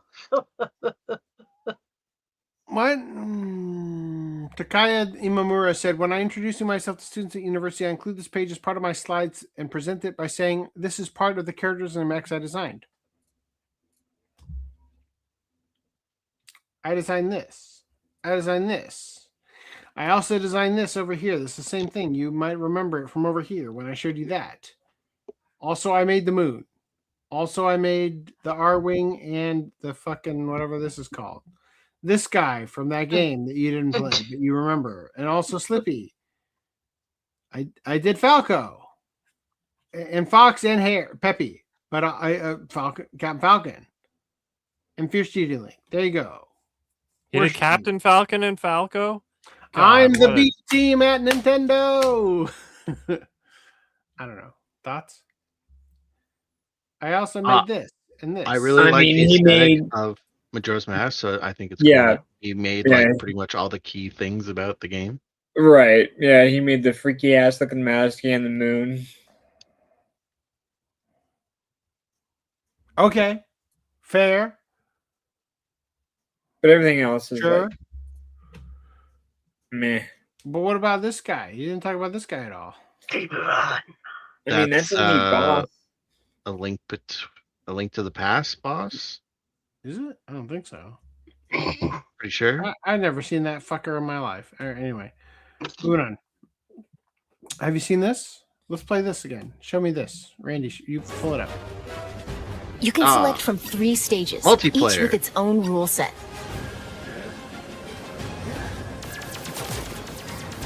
Take out opponents and seize control of the zone around the satellite towers on Corneria. If it's the same exactly as the Fox completed the N64, objective. these maps are very tiny. Collect as many energy crystals as you can while dodging meteorites on Ficina. No, Star thanks, Fox man. completed the objective. You can create. Here's my take regarding Star Fox. Ubisoft basically gave us a good Star Fox game with Starlink, Battle for Atlantis in 2017. But a lot of people refused to buy it because of the whole toy gimmick. Oh, the game did more for Star Fox than a lot of Nintendo fans think. Also, I feel like Never this. even heard of it. If Star Fox remake bombs like like Star Fox Zero did, the series may end up being in limbo for a long time. It already was. Prison has the game. It could open the door for a new story or potentially a remake of Star Fox Assault. Oh, nobody needs that. Nobody needs Star Fox. I don't know why they want to make Star Fox Assault, considering Star Fox Assault is a sequel to Star Fox Adventure. So it'd be a weird thing to remake the sequel. But my understanding is that there is another game in the works that is going to be coming out in a year or two. And this is kind of the prelude to warm us up for that. Prelude. So, what did I say? Prelude. What did you say? Prelude. Tomato. Tomato. To 4 players can take to the skies So this is locally cool. with Game Share. So you can game share or it. online using So that means only one person has to buy the game. Game Share So via it's like Game Chat. download play for DS? Yes. So you're saying if I ever play this game, it's because you bought it. But you need a Switch 2. It's only I don't have that. game share is only on Switch 2. Or at least the online game share. Are you gonna buy this, Randy? The host, you mean, has to have Yes, the Switch I'll 2? buy it. No, everyone has to have Switch 2. It's showing a Switch 1 and other devices at the bottom, though. So, maybe I'm wrong. Switch 2 and game chat I require... think you just need the host to have it, but I think each it has to be user- local. I don't No, know see, no, hold on. Let's look at this. Yeah, so this is what I was saying. Local, I think you can do game share with the Switch 1. Assuming this is even a Switch 1 game, it probably is. I don't. No, it's but- not. It's not showing up on the store. It's Switch 2 only. Oh, well, then there you go. Then you need Switch 2 regardless. But generally, game share I think might work on Switch, but only locally. And for the Switch game chat, like online game share, where you don't need to be local, I think that one's exclusive to Switch 2, regardless. Yeah, of course, sounds exclusive to Switch 2. The account and features require in-game chat, not include all countries, terms of game. Yeah. And we lost AC. Because he's got a weak bladder and he can't sit through By anything. holding your without Joy-Con 2 peeing. controller like a mouse, you can seamlessly swap to mouse-controlled targeting for intuitive aiming and steering. So this is cool. Slippy, stay in formation. Mouse Now controls. you've done it, Slippy. Bogey on your tail. By sharing one of the Joy-Con 2 controllers with a second player, you can split pilot and gunner duties in co-op. You can also have Big Brother mode where Big Brother shoots down all the people for you. We're entering Corneria City now.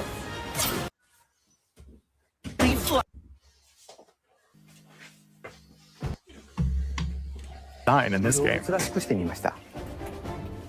I thought that was the voice actor, so I'm like, whoa. Reborn exclusively for the Nintendo Switch 2 system. Star there you Fox launches June 25th. Exclusive. No Switch 1. By the way, this game also supports character avatars, which let you change your face in game chat to look like a character. It doesn't just capture your head movement.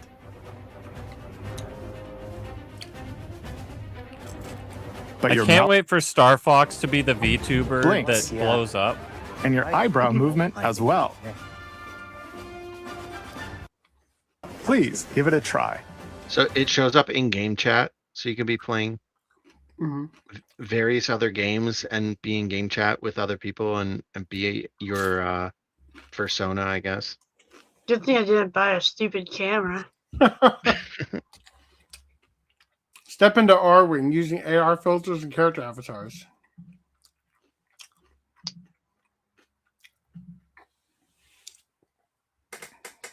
Are we Why- going why to be the Star Fox crew next podcast? No. You need a Switch 2 and you need the USB camera for this. So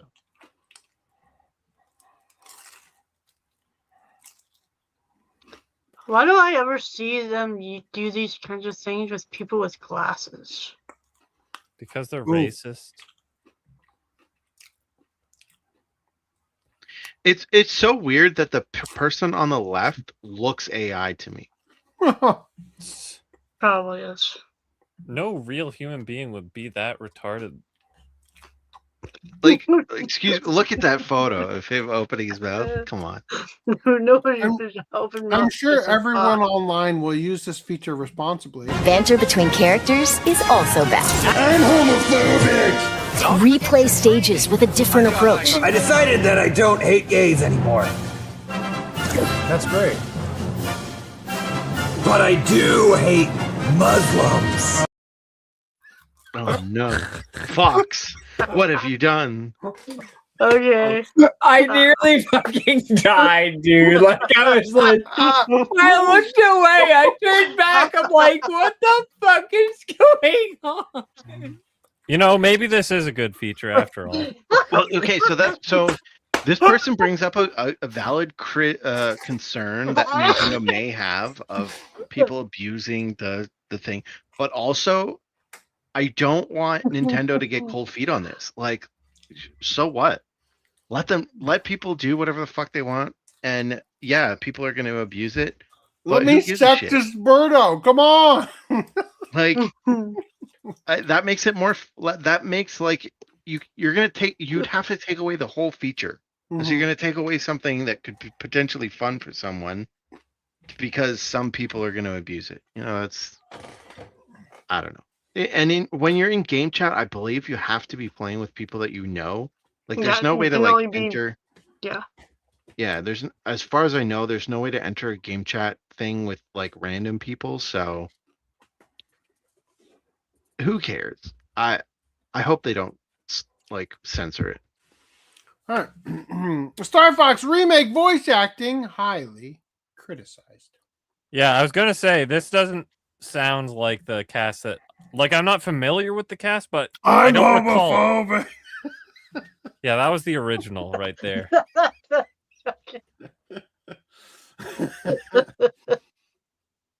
All right. Next podcast, everyone's Star Fox characters. Who are you taking dibs on? Reese. I guess I get the stupid short frog with a hat. You are perfect for Slippy. I was about to say Reese is Slippy. All right. Am I Falco because I'm the tallest? No, you can be Wolf. Wolf. Andros okay. sure has trashed the place. This is horrible. I'll target the lights on the left. You guys go right. Take the right one, boy.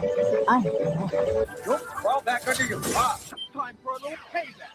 A swarm of lowly flies. You annoying little fly. I forgot we were comparing the voices there for half a second. I I'll thought be we were real. looking I at can't. the freaking the stuttering profile thingy. Is this a joke clip? What are we looking at here? Star Fox Switch 2 feels like they're just reading the line, but not adding personality for the characters so that they are acting. I really hope Cat's lines aren't all just generic banter like the clip here. If we don't get beautiful, I could kiss you for that, then bro, that's not even Cat. That is C-A-T. Is this what it's like to read comments from furries? Feels like it.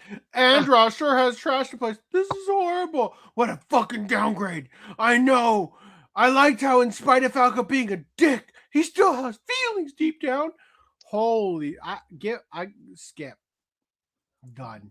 I hate to say it, but is this a different voice from I don't know, Smash, or was Fox like a Japanese only character?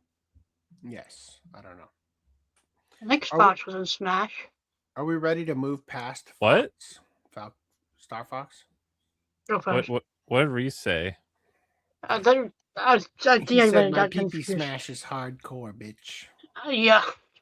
I mean, Fox had an English voice in the N64 game, and so. But did he carry over to all the other ones after that? Well, yeah. I assume he's had a voice. I don't know if the same actors carried over, but he's had a voice in almost all the games. Nice shot, Fox. Aw, you're sweet. Nice shot, Fox. Hello, human resources. I mean, yeah. Look at that face. Look at that. Even the design. That's the first time I've seen. Holy fuck. Holy voiced the most times by Mike West. Did and they he was hire in Smash a Ultimate. deaf director? How dare it not be the greatest thing since sliced bread? I don't know. I like it. I think having a toggle to switch between the old and new would be cool. No, well, yeah. Well, I mean, it depends on if it's a full remake or not, but definitely a more a design that was more emblematic of the 64 game, just more cartoony, I guess. And then also this one. But I mean, that's a lot of work, and I doubt they would do that. But then also on top of that, we, like Footnam said, we do have the PC port now. So if you do just want a higher fidelity version, you can play the PC port. Yep. I don't know if you heard what I said, but Mike West is the person who's done the most Fox roles in English. And the latest thing he was on was Smash Ultimate, and he was also on Smash Bros. Brawl. So I'd say it should have been him, if you ask me. Yeah, I mean,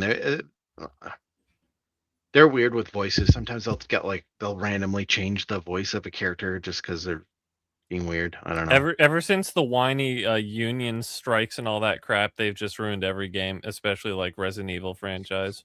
Rosalina, the original Rosalina voiced her in Galaxy, but then in every other instance they hire this other lady And then Realize. no, sorry, then they hired a second lady, and then she voiced it for like 2 games, and then they hired this other lady, and then she's voiced it since then.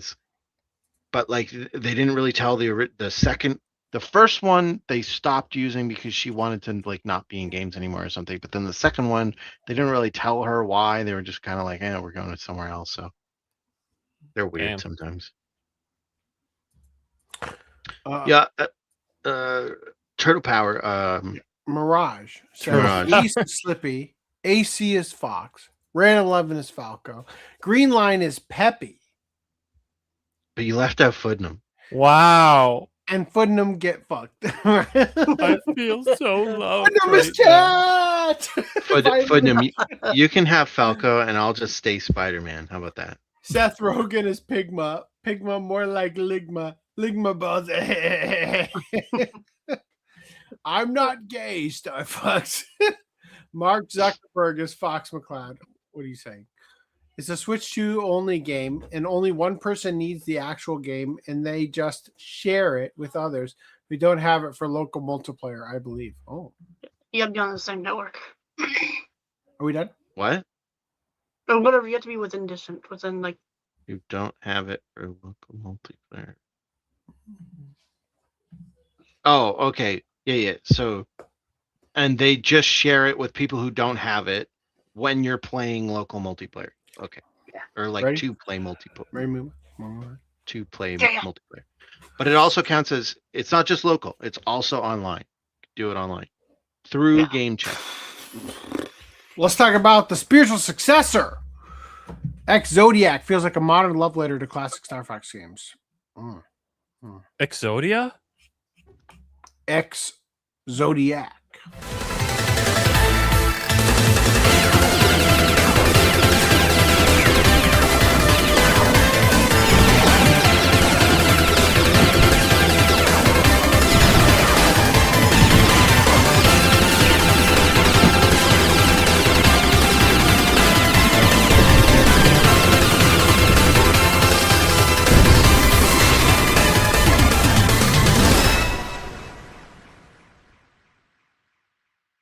The resolution makes it look worse than the 64 game.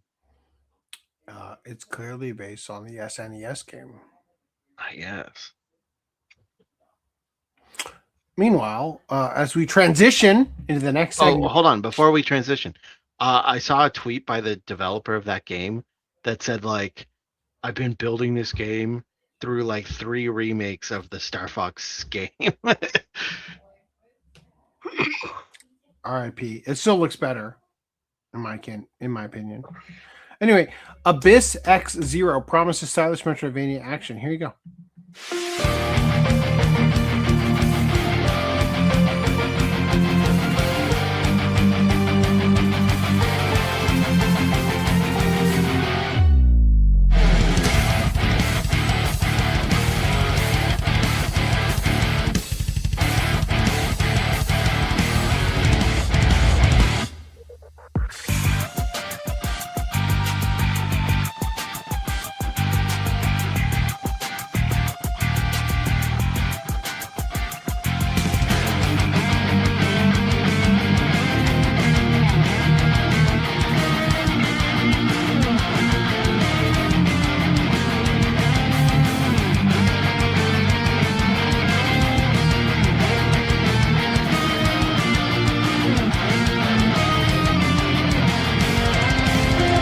Why is a big stone statue thing wearing clothes?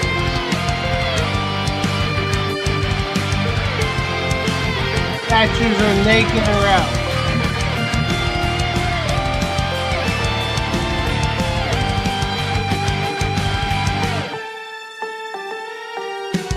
They don't know anything. Does this mean we get to see polygonal nudity? In the bathtub. Yeah. Definitely going to do some like clipping out of bounds for that. The one character looks like Kill a Kill bootleg. Yep.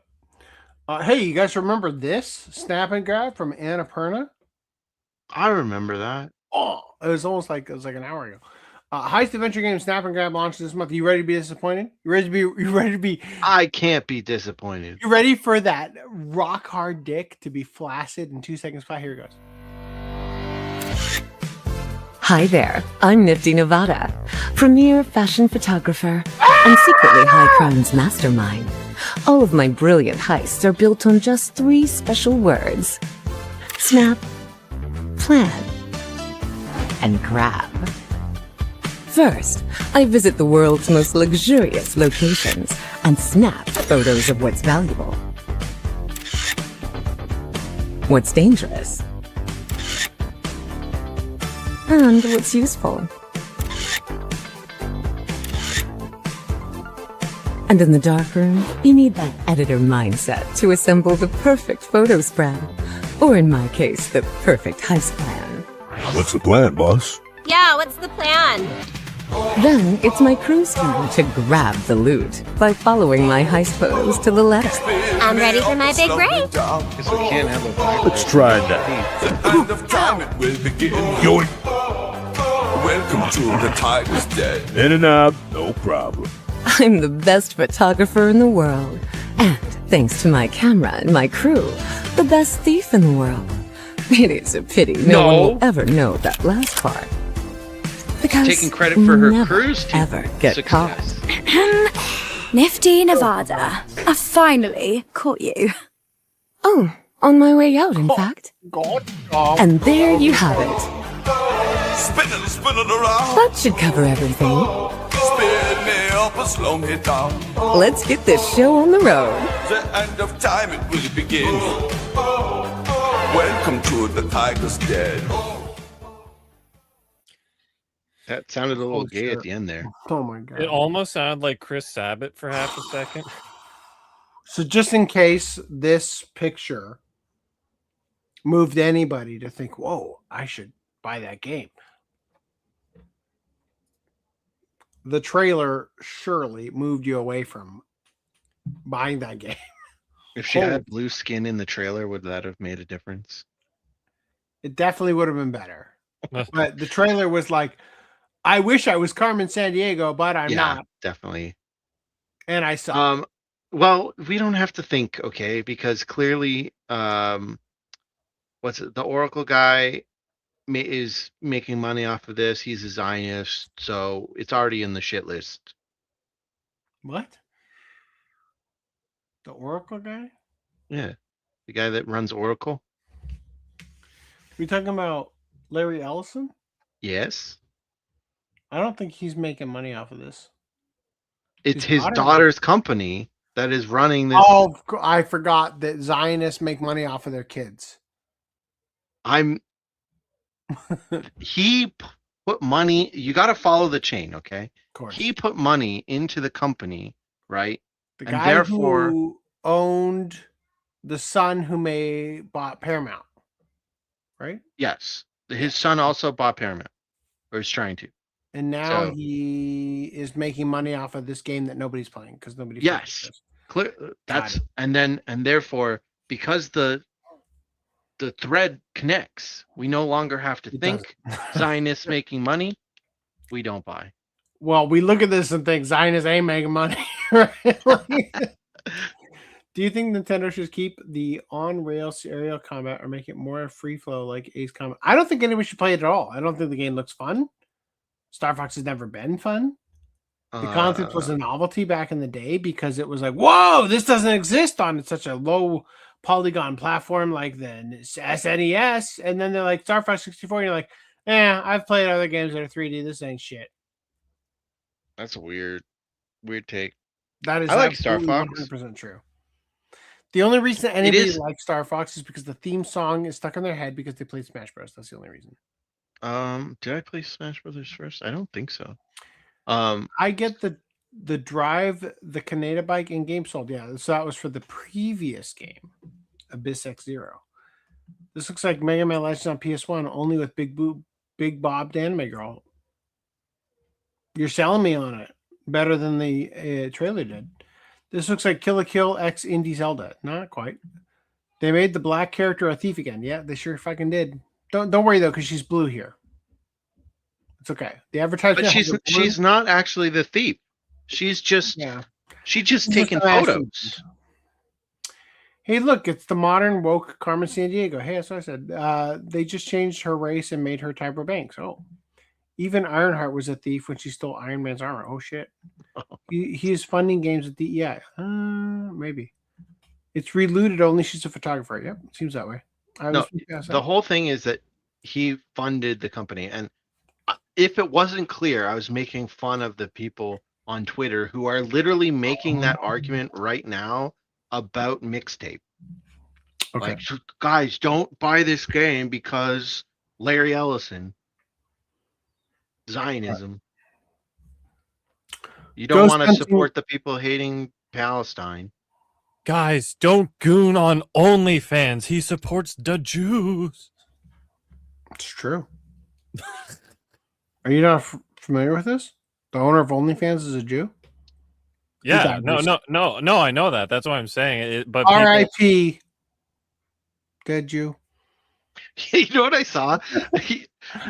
Speaking of OnlyFans, I don't remember where I saw it, but it was like, the guy was like, so we have porn categories for white people. We have porn categories for black and ebony. I think it might have been Big booty Latinas, right? Is that the category you're talking about? His name's not Sneeko. Sneeko? Sneeko. I think it was Sneeko that said this. And he said we have porn categories for Arab people, but there's no porn category for Jews. And he's like, you wonder why? It's funny, isn't he like a Muslim allegedly? Yeah, he's a Muslim. Yeah.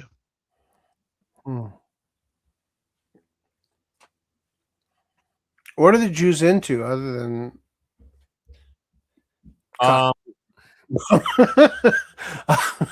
they into like circumcision porn or something? They're into snuff films. So what are we moving on? If you had a video of like those super Orthodox Jews like churning butter, I don't know. I think there could be an untapped market. All right, lead the way, Random 11. Ghost Hunting Larry, Journal. listen, give me money. I want to fund a production company. No, Larry you will Ellison, be a I will take performer. your money in the form of super chats and or Patreon submissions, but please, for the love of God, don't make me make the Jew porn. Could you imagine? It's like there's like a new industry of Jew porn, and all of them has Black Spider-Man, and there's the BBC man. Ron Jeremy's in jail. Hold on, is Random 11 Black Spider-Man in this context? Yes, that's why I said he should lead the way. I got you. In the tapes. Randy, you my hoe. Make daddy some money. I'll make myself money. And none of the money's going back to Larry Ellison, that's for sure. It's going to fund the OCA podcast. You're right.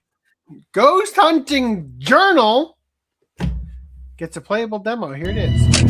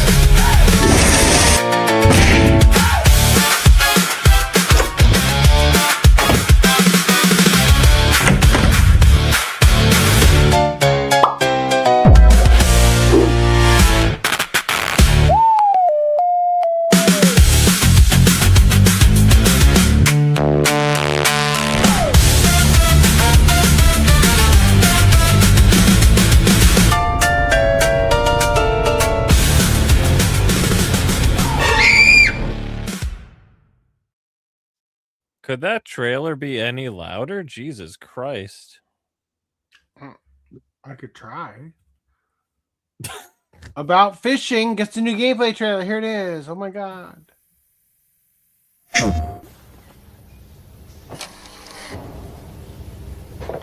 Looks like fucking 007 GoldenEye. Looks like fucking visiting Jeffrey Epstein in prison.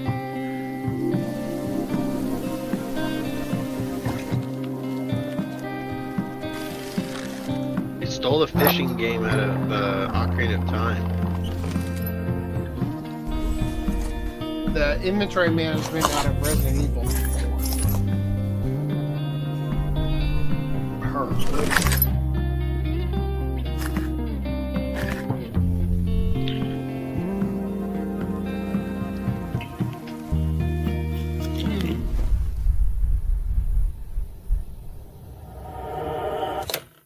Thanks, Epstein.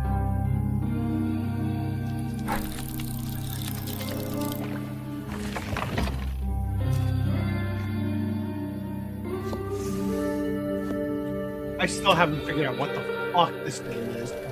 We gotta get the red robe to Larry Ellis.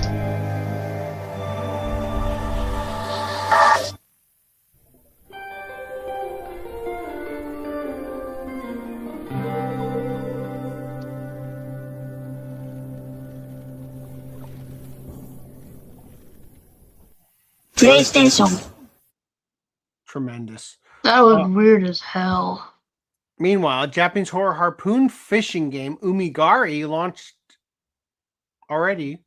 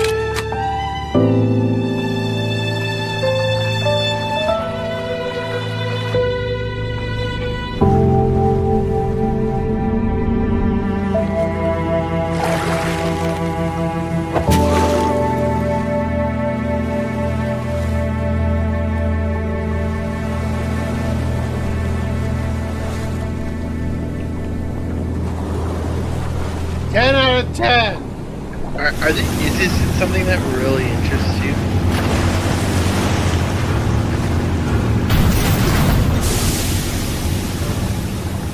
Now it is. Yeah, that's literally like what, 3 months old? I've been sitting on it. Shut the fuck up. I've confused streamers playing that game since it's come out or whatever. I actually somewhat want to play it. It's pretty cheap. Seems topical and relevant. Glad I shared it. You gotta wait on. You're complaining about this, but like you're adding. You're the one opting to show it. Gothic action RPG Crimson Moon announced. Hey, shut the fuck up for a minute. Long ago, you were made for this night, to save the age of man. Half human, half angel. They call you sin. I call you salvation.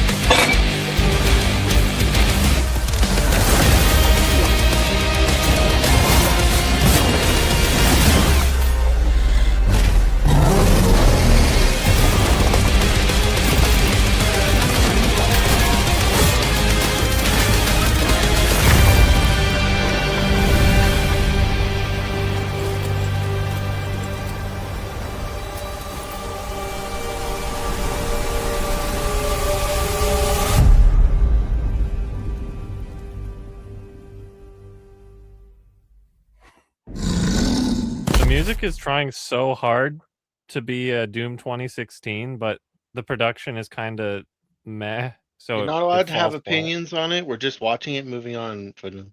Oh, sorry. How dare I? Shit got so weird in the comments. She's so black, she looks blue. LOL. I think that's a trope also. Didn't Mixtape have a weird ass French kid? Yeah, we showed that. Doesn't get much gayer than that. Well, there goes our funding for the Patreon. Look up Jew porn actors and actresses. I don't need to see that. Thanks. Genki Girl and Sad Boy. Silent Hill X Real Fishing. What are y'all buying? Got some good bait and tackle there, stranger. Oh, it's like a Resident Evil thing. Come back anytime. Oh shit, it's the fish boss from Resident Evil 4 and an indie game. Dun dun dun. Capcom copyright reminds me of Darksiders. Oh. I mean, when the whole games are on fishing, like, yeah, it's gonna have a fish boss. All right, let us now look at Flesh and Wire. I'm trying to make it progressively weirder. Sorry.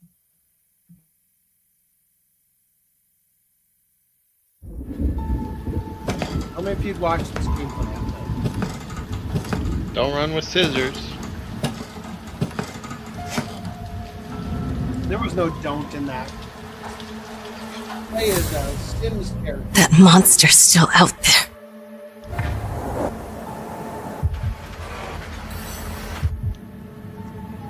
My favorite thing about this. He has to die. God. Oh, fuck you up so hard. I'll make sure he pays. He suffers. And nothing is going to stand in my way. Nothing will stand in my way except for the empty gun I am. God damn it! Fucking empty!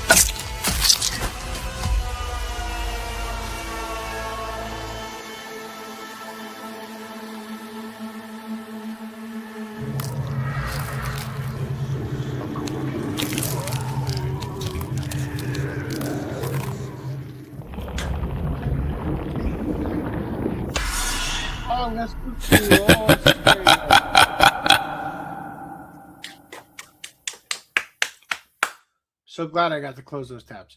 Horror action game Cryzall, Theater of Idols launches in February. Here it is.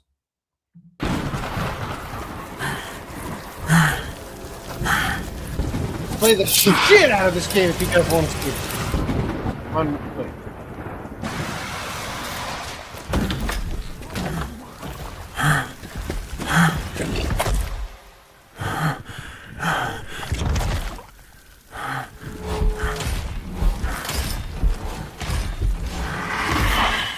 Open your eyes, mi amor. No es momento de hacer castillos en el aire.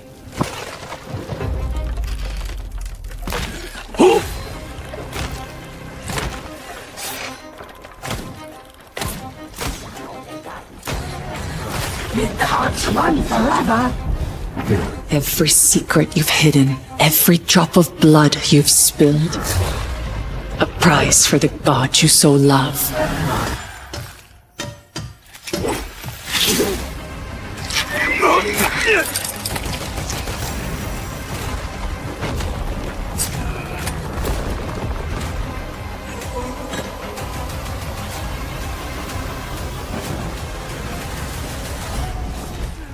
But you know what they say, mi sol. Donde hay amor, hay dolor. They do say that. Why are we watching all these bad game trailers? God damn. Because I've been shooting on them. You could just close the tab. That is an option. You have the veto to not cover things? I'm building up to this one. Tell me if you would watch Necrophosis.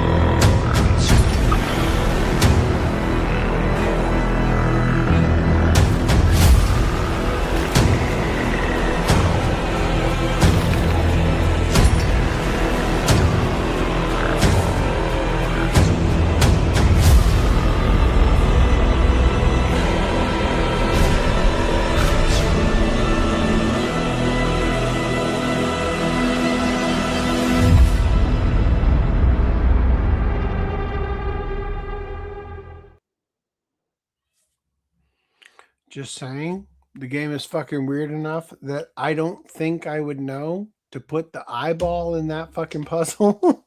Huh? But Just saying, what? I think like we could have got to release news at midnight, and now it's 12:30.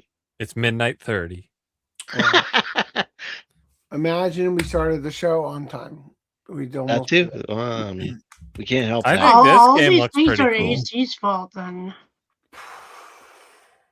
All right, let's How move much on. effort did you guys put into to proctoring the show tonight? Thanks. I I submitted multiple googled links. on Amazon. I Amazoned Necrophosis PS5. The results came up. Necrophosis Full Consciousness for PS5 or We Love Katamari Reroll plus Royal Reverie. One of these, they're totally the same thing, right? You like Katamari? Oh, no, what's that? Yeah, Necrophosis seems like totally. something you Same wouldn't thing. want to Google. I don't know why. You think it's I'll going to play be it. like necrophilia or something? Buying it. Fuck off. Play with me. Weird as fuck. I'll play That's it. like All the right, anyway. most morbid scenery Yeah. possible. It's cathartic. Sometimes you need to feel like you're in hell Doom and gloom. to make real life feel less bad. All right. Old man I need says, to play Starving Child in Africa Simulator to make me feel better about I my live work. that simulator.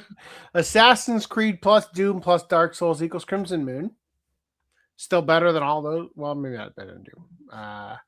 Atmosphere looks cool, but too many puzzles. No, that's the best part of it. You don't know where the eyeballs go. It could be a walking simulator, and I'd still think it's cool. Have you played The Witness? No. No. Is it the same game? No, it's like an island. Like you're stuck on an island, and there's a bunch of puzzles and shit. Is it a PS5 game? No, probably not. Might be PS4 game. It is a PS4 game. Fuck. Is this game going even further down the spectrum from the last one? No, LA it's Noir came up.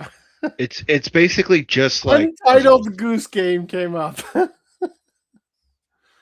Mirror's Edge you- Catalyst came up. if you like obscure puzzles. Detroit The Become Witness. Human came up. All right. None of these Is a games game are what you asked for. that you Okay. might find interesting. Feels like a comparison between Western and Eastern games, starting with big boobed anime girls and ending with death and sky. I can't beat the allegations. All right, let's look at the Alligiri Circle. Tell me if you'd watch it, because it looks like a game I would play, because I am dying and want to die. I want to die.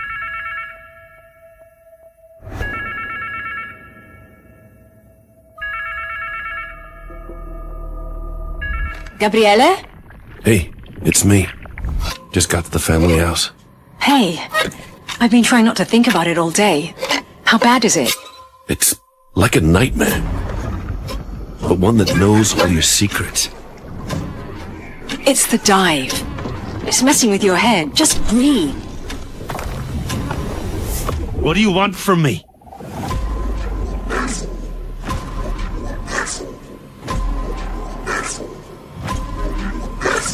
No. No. Death is not an escape. Accept your fate. Accept your fate. Shut up! The Alighieri Circle is obviously a reference to Dante Alighieri, the author of Dante's Inferno, the Divine Comedy. It's a funny ass game. That's how that works. Anyway, last we have Sorrows, because the new trailer ahead of the global launch. Here we go. Here it is, Sorrows.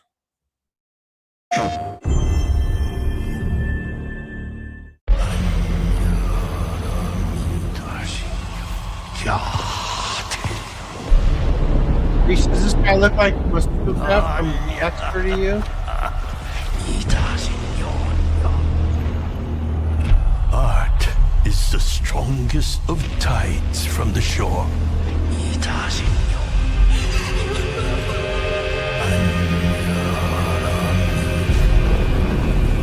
Lost Carcosa.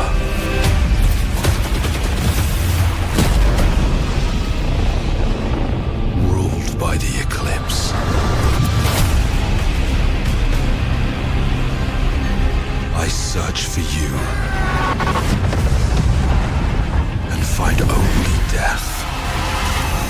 but I always come back stronger.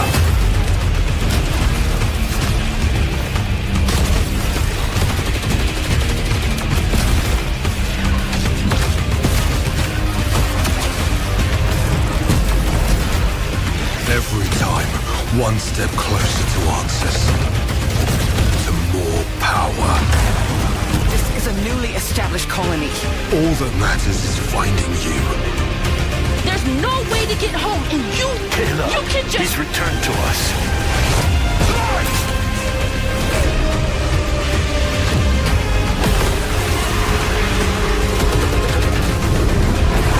The sun is forever. So am I.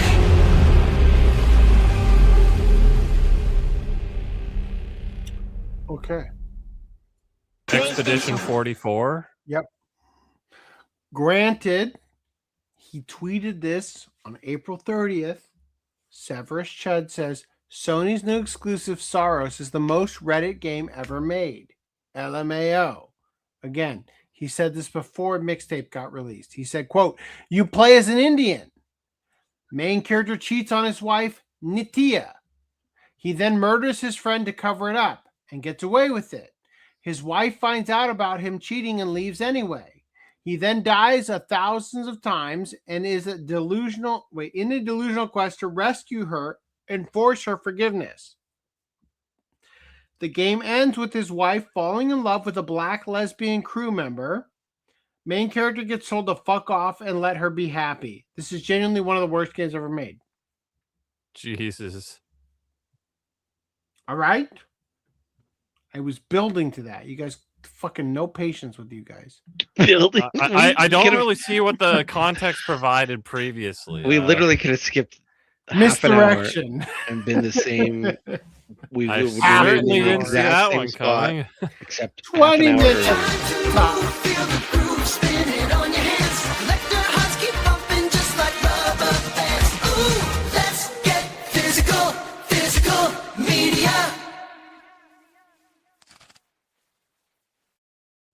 It's nice of you to present your ass for me.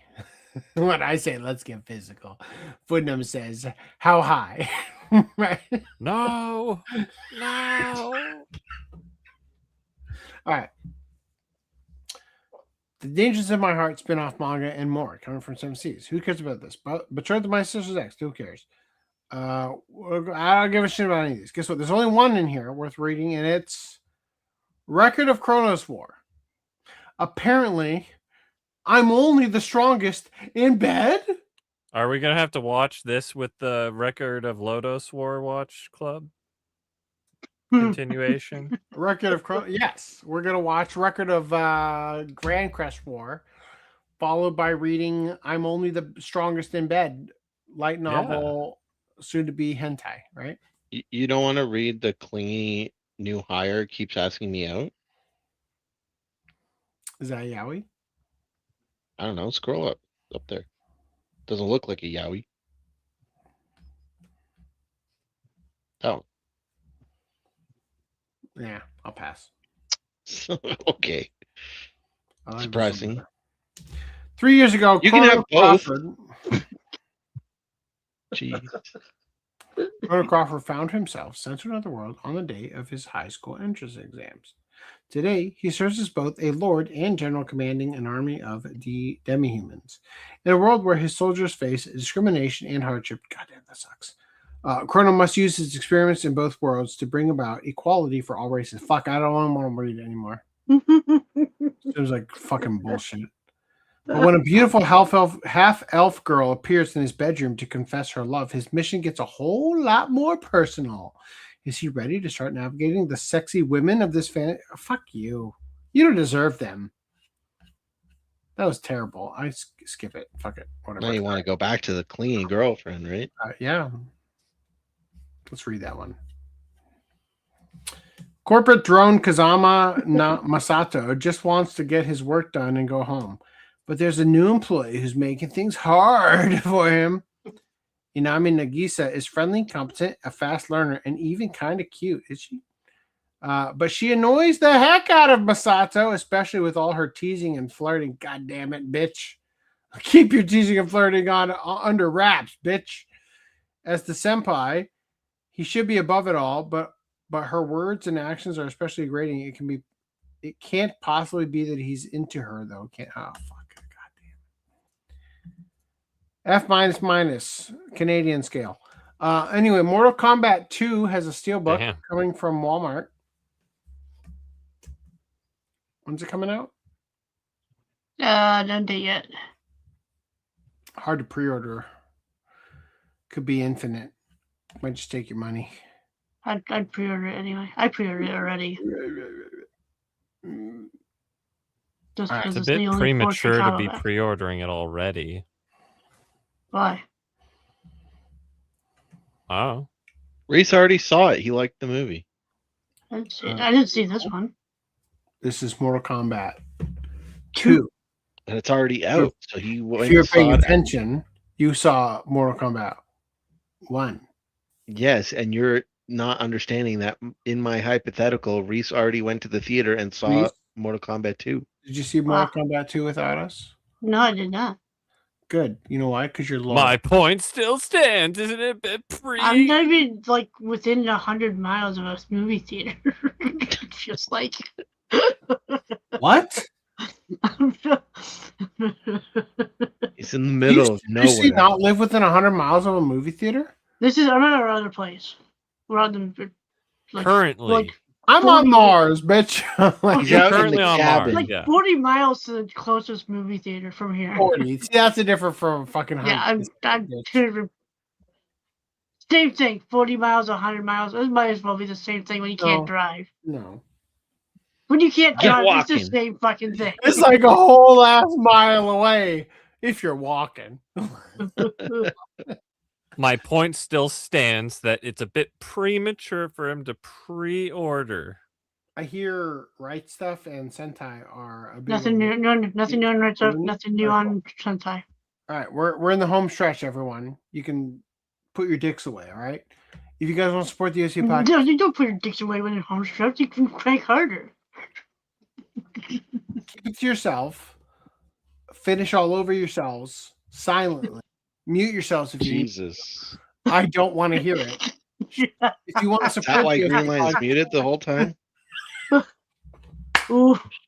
if you want to Windows muted right now. Oh no. support the OCA podcast, you guys can shop at sellfood.com. Oh, I don't even know where to go from here. Oh my god, get yourself a Lucky Land milk cat. Am I right? Milk it. Milk it. Oh god. All right, you can also shop at ocpodcast.com/shop. Buy yourself a fucking Mad Scientist, Sad Scientist shirt. I feel like I earned that this podcast because of all the Steins Gate talk. But then And you some lost it when we Steins had Gate- 30 minutes of shitty games that we had to watch. And because of some Steins Gate Zero defamation, Randy. It's a bad show. It's not. The ending makes up for it. All right. Anyway, in merch news, Star Fox and Donkey Kong Bonanza revealed new plushies. I play that game. That's fucking fun. Replace the character designs from the game and just have these plushies for real. Yeah, seriously, 100%. Like, I hate Martha.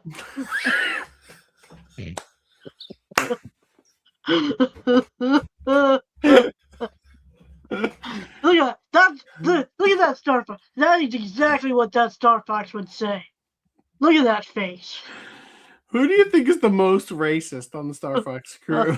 The rabbit's the most racist. The rabbit Definitely one's- Peppy, the hair, the oldest of the bunch. It's not even close. It's not that I There's hate mushrooms. pigs, but Pigma can suck my dick. He's After also watching the biggest Chicken Jam. prey item on the, so he's definitely racist. Oh. Frogs are like, you know, they could be Poisonous prey, sometimes. but like they're eating all those insects. You know, they're predatoring, they're analyzing and then pouncing. Rabbits only got what? Rabbits don't do shits? shit. They eat lettuce. Spherical you know? poops. Come on. All right, there's also the Their Donkey favorite Kong food is a Bonanza. lie too. They can't even eat carrots. They'll fucking die if you feed them carrots too much. I've fallen for that propaganda for how many years now? Is this true? I don't know if they'll die, but like they're not supposed to eat carrots. Next thing you're going to say is that monkeys don't eat bananas. No, they do eat bananas. Probably not in the wild, but I mean they will eat a banana. No. My life is a lie. Damn it. Next thing you're going to tell me is that DK doesn't beat off. Next thing you're gonna tell me is that Green Line is in order for Uzaki-chan. Wants He's to too hang busy out. beating off.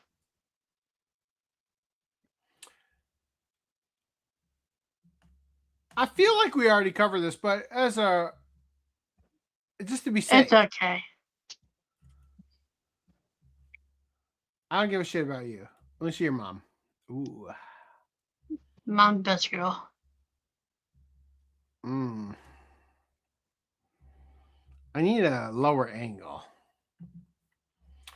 All right, moving on. Green Line. Sorry, you failed. What was the article? Well, what did you want me to say? Like, it's like, yeah, ooh, lovely, nice. Prisma Ilya wedding swimsuit figures ultimately Moe. Indeed, Ilya Moe. and who? You look Her friend. older than she does in the Ilya. Her friend. Yeah, just a friend. Ilya and Her her friend. lolly friend. All right. Yeah.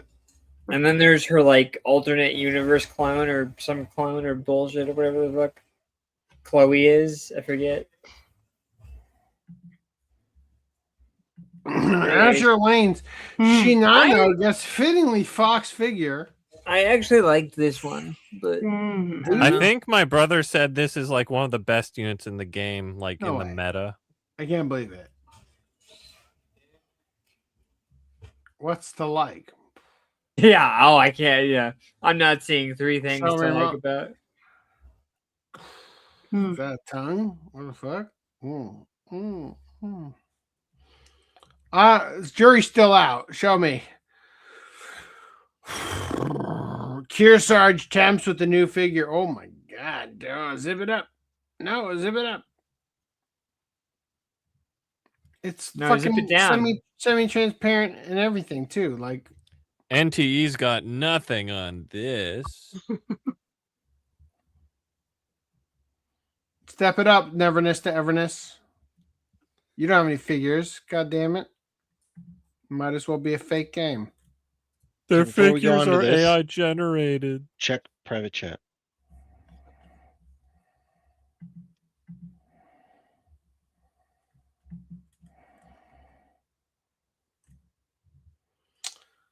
Am I supposed to cover this first? Sure. This would have been great right after Stealth Week, just so we know. All right. Showing translation for Uniqlo that says scheduled for sale in July. Anime Expo. Special designs of Pokemon and protagonists expressed in game dots in monochrome, which can be said to be the origin of the Pokemon series, appear on UT. If there's a design that catches your eye, add it to your favorites. If you click on the website, you get better shots of the Really? shirts. Could have sent that. Instead, It's you in the sent tweet. Number 150, huh?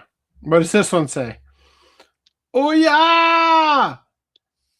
Pikachu no Yosa. Wow, profound. The website is in the tweet. Holy fuck. Oh, big boy Gengar. Jeez, Did that guy get random one in arrested among Gengar. the Philippines? He looks like he's holding an eggplant. No, That- this guy definitely got arrested on the Disney cruise ship. That has to be like a green, red and green Sprite before they fixed it. Jeez. Magikarp, Psyduck, Snorlax, Pikachu, Eevee, Dragonite with a big ass. What the fuck? Can I put a couple things in the private chat too? Yes, please. Zoom in on it. There's Dragonite. Holy shit, Randy! What are you doing to me? I didn't get a good look at the Dragonite. You don't feel look at that ass. What am I showing? It's just these were all of the items, but you pretty much got it a good enough. This one is the only one we haven't really looked at. Where's the Dragonite one?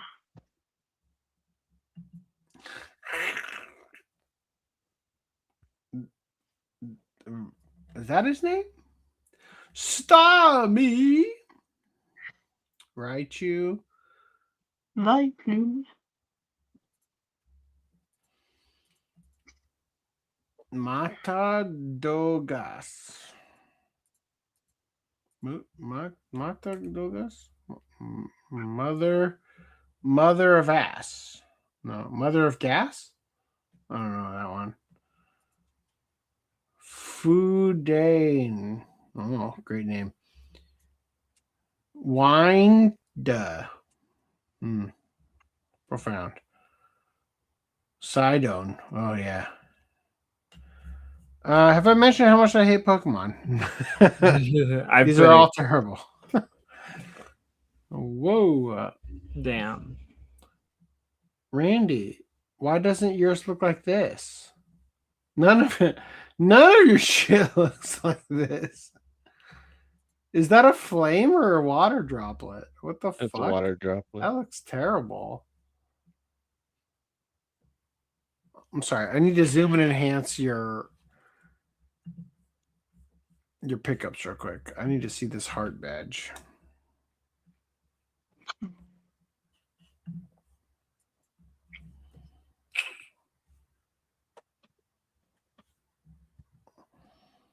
If these exist, why isn't it also being used here? I don't know. I didn't design the set. Go back to the t-shirt. I'm just saying, man, you invested in the set. And it could have looked like this. And instead it looks like this. Well, it's a little bit pokey. It's not like a perfect heart. Was it Kanto badges? Randy, you're the one who ordered the pieces. You could have gotten the fix. Yeah, man. Oh, and the anime it's rounded too. Yeah. I wanted the set. I think you need to order from Deutschland another circular one, and then Reese will stop making fun of your weird jankiness right here. Get on it. All right. I've sent a couple links in the private chat as a palette cleansers for that for those disgusting Pokemon. Well, we're gonna get into more Pokemon. Well, we'll take a break from Pokemon, or he can cover the toilet paper. We could really use a break from these fucking feet. No, keep it more. It should be per foot stepping on Random 11's face. Autograph. All right, here we go. We'll come back to that. All right, here we go. I am so fucking tired. What is that? When using character avatars to look like... Get rid of that. What was that? That was the Star Fox thing. Oh yeah, that was a direct. All right, here we go. Right. Here we go. Here we go. Here we go. Here we go. Being racist against Muslims. Muslims aren't a race. If anything, I'm... Oh, sorry. Hold on. I shared the wrong way. Hold on.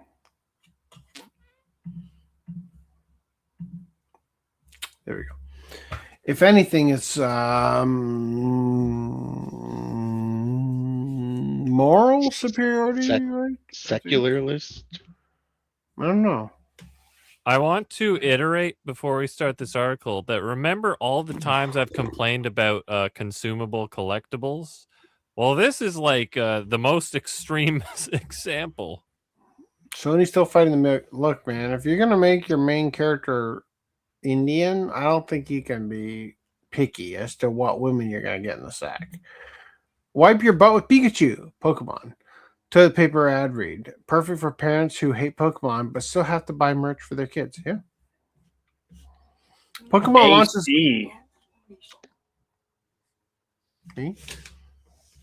It's about like 3-year-olds. Hey, kids, you want toilet paper, right? I got you toilet paper. I wouldn't want to use these, actually. Like, it's like I'd be too worried to ruin it. Pokemon launches the world's first collectible toilet paper collab.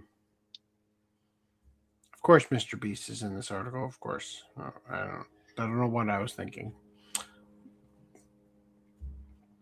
Pokemon fans in South Korea can now collect themed toilet paper thanks to new collaboration between tissue. That was fucking Faye Valentine. What the fuck are you doing? What in the fuck? Okay. Anyway, thanks to a new collaboration between tissue brand Renova and the Pokemon franchise. The new Renova Pokemon Edition launched through Korean crowdfunding platform Wadiz and features toilet paper rolls decorated with randomized Pokemon packaging and designs. According to the campaign page, the release marks the world's first Pokemon-themed Renova collection. The collection includes Pokemon toilet paper featuring 79 different monster designs, alongside colorful pocket tissue packs with randomized characters and packaging. Buyers are unable to select specific Pokemon due to the product's randomized format, which Renova says was designed to add fun and collectible value to everyday tissue products. The campaign quickly exploded in popularity on Wadiz, surpassing its original funding goal by more than 14,000%. According to updates posted on the project. I'm sorry, is this an eBay listing by the owner of GameStop by chance?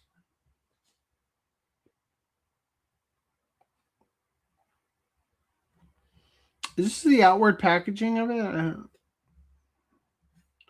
I'm done. Anyway, the joke is, here it is. Boom. Footem, take it away. Now you can collect your PSA 1 of 10 Pokemon toilet paper. It's number 1. Sheet number 1, though. That's worth more, right? How many? Here's the thing. It looked like there was different designs on each of that. Is there like all 1,000 Pokemon in each roll? It sure looks different, right? Yeah, dude, imagine like opening up how many packs, just be like, oh, this one's got damage in the corner. Oh, this one didn't tear off correctly. Oh, how would PSA even... No. How would PSA come to like a conclusion of like how gem mint it is? 0 fecal matter, 10 out of 10. Triple ply, right? This user didn't even pull the back off and wipe his ass with it. That's dedication. Yeah, anything below a 10 is like burn it. Like anyway, all right, moving on. Green line. You shared this. Brown Dust to Apostle Olivier. 1/6 complete figure. I did. Yeah, we might have already covered it, but it's Brown Dust 2 with some more figures in the Brown Dust 2 catalog. I don't think you guys have seen her latest costume in the game. I require which is unhinged. Zoom and enhance. Zoom and enhance on this one. Nope, not that one. I lied. This one. Nope, that one. God damn it! I don't think the website allows. Can you open it? Open picture in the tab? Open image in New Jack. I got it. Don't worry, bitches. We got it. Nice. Big ass sword. All right, what else we got here? Thanks, Greenline. Ami exclusive bonus Brown Dust to the Dimension Witch Eclipse 1/6 complete figure. Pre-order singer. I don't know. I don't know how to do this. Ooh. Zoom and enhance. That's what we do with it. Those are some big tits. Yeah, big ballistics right there. Possibly too big. Possibly. So big that I might die. Well, if Steins Gate makes a remake with this character, they'll be even bigger. Isn't bigger better? There is a tipping point. Yeah, Aiken. Yeah, it's just watch one. All right. Meanwhile, for Randy's sake, online shops have been investigated after used schoolgirl indoor shoes sell for hundreds of dollars. They were funding GameStop. Yeah, say Ryan Cohen can't keep getting away with this. Japanese online marketplaces are coming under scrutiny after listings for heavily worn indoor school shoes allegedly used by schoolgirls appeared online for prices reaching as high as $320, reigniting controversy over fetish-driven resale culture. What? How dare you? We just need shoes. Fuck you. The items in question are uwabaki, the indoor shoes commonly worn by students in Japanese schools. In Japan, students typically change from outdoor shoes into uwabaki upon entering school buildings, and the shoes are often marked with names, class information, and handwritten declarations. While secondhand sales of school-related items are not unusual during graduation season, the controversy stems from the condition and marketing of those particular listings. Reports say some sellers advertise the shoes as being well used, worn by active high school girl, or even preserving the original scent with visible wear, reportedly increasing their value. No fucking duh. Are we stupid? Of course. Some listings allegedly sold for up to 50,000 yen. Reese, is that more or less than $14,000? I'm guessing it's less. With buyers reportedly favoring shoes showing clear signs of use, faded names, or traces of the original owner's identity. In certain cases, product photos also included parts of the seller's body, such as hands or legs. What the fuck? Which critics argue further pushed the listings into fetish territory. Who cares? Who fucking cares? The situation has reignited discussion around Japan's long-running JK goods underground market, referring to products associated with high school girls, including used uniforms, gym clothes, socks, and shoes. Critics argue that these transactions go beyond ordinary resale and instead commodify minors and schoolgirl imagery for inappropriate purposes. Authorities are now reportedly investigating whether these listings violate laws related to child protection. Questions are also being raised about the possibility of platform operators that allowed the listings to remain online. The controversy comes shortly after the Japanese marketplace Mercari reportedly tightens the restrictions on so-called burusera products, a category historically linked to the sale of schoolgirl-related fetish items. Huh. Is brown dust figured legal in the UK? Green line. Pre-broken in shoes are more comfortable. They want to outlaw the sale of used goods. Oh, apparently. Look, man, I don't want to wear panties unless they've already been broken into, is all I'm saying. You're hurting my market. I feel offended by your accusations. Pre-broken in, preferably soaked, and that's all I want. Just saying. Yeah. You don't need to buy them. You have a wife. She doesn't wear the same size as me. All right. So I have an option here. We either read one long article or 3 short articles. How about none of the above? Got to read at least one. One short article. Three short articles it is. All right, great. 1 dead and 2 injured in the drug mix-up at Saitama Hospital for Children. Saitama, a teenager died, and 2 other young patients suffered serious complications following suspected drug mix-up during leukemia treatment. Damn. The Saitama treatment. The Saitama Prefectural Children's Medical Center said March 11th. Tests from a specialized laboratory, that's the word, detected an incorrect medicinal fluid in samples from all 3 patients. Fuck, that sucks. The hospital, located in Saitama's Truo ward, reported the number of Saitama Prefectural reported the matter to Saitama Prefectural Police on March 10th. All 3 patients developed severe medical complications, including the inability to walk after receiving an anti-cancer drug via spinal injection, the hospital said. The teenage patient developed symptoms including thigh pain the day after an injection on October 26th and died on February 6th. October 22nd. He died on February 6th. The 2 surviving patients, one under 10 and one a teenager, suffered immediate complications after receiving the same type of injection in January and March last year. Both are currently on ventilators and continue to receive treatment. The center suspended all such injections last November and established an investigative committee.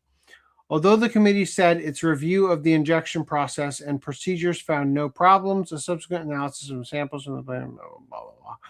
Wow, lame. Amazing. Great. Glad we covered it.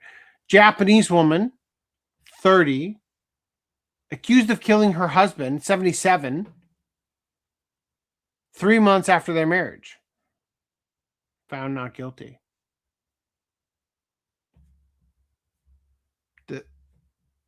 Do they look like a happy couple?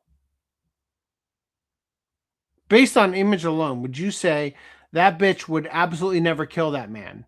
Note how far away she is, and the fact that even though they aren't touching, he's not even tangentially touching her in the photo. Note the smile does not include the eyes. The eyes aren't smiling.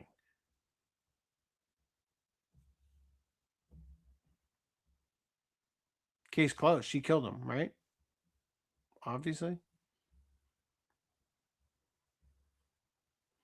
Definitely. Wait, how did he die though? Did he die from like maybe she shot on his face and then he died? Is there a better way to die? No. A 30-year-old Japanese woman accused of killing her husband was recently found not guilty for the second time after a high court in Japan upheld the ruling previously handed to her by a district court. The Osaka High Court handed Tsurosaki the ruling on March 23, 2026. NHK World Japan reported, adding that her acquittal comes after the presiding judge dismissed the appeal filed by prosecutors. Accused. According to the Japan Times, the district court had previously ruled in December 2024 that Saki was found not guilty of killing her husband, Nozaki Kosuke, 77, in May of 2018.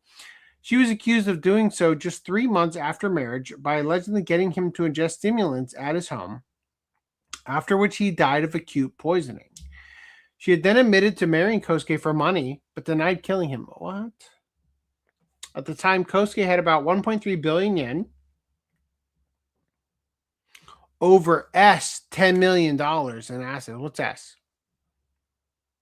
What do you think the S is? Is that like Swedish sex? Because if that's the case, that's not a lot of money. The Asahi Shimbun reported that when Saki was first acquitted, the ruling was said to have acknowledged that she had reportedly bought a substance suspected to be methamphetamine from a dealer and searched online for phrases like methamphetamine overdose and elderly man perfect crime.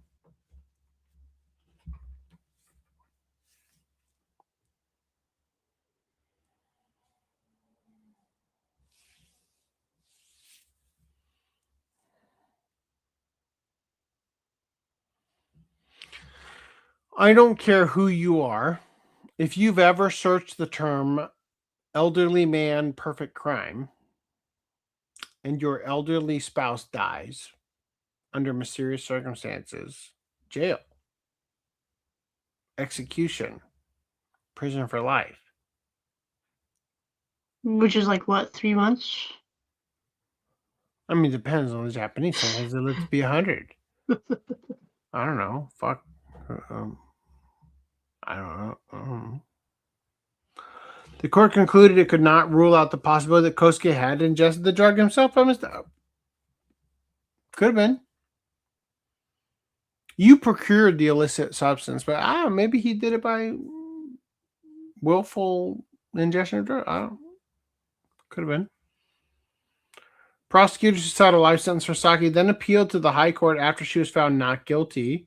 Her lawyers, however, argued that Saki was innocent and maintained that the district had handed down a fair judgment. Holy shit. All right, well, I could not have planned this better, but the next article is father arrested in child murder case. Search, quote, how to dispose of a body on smartphone.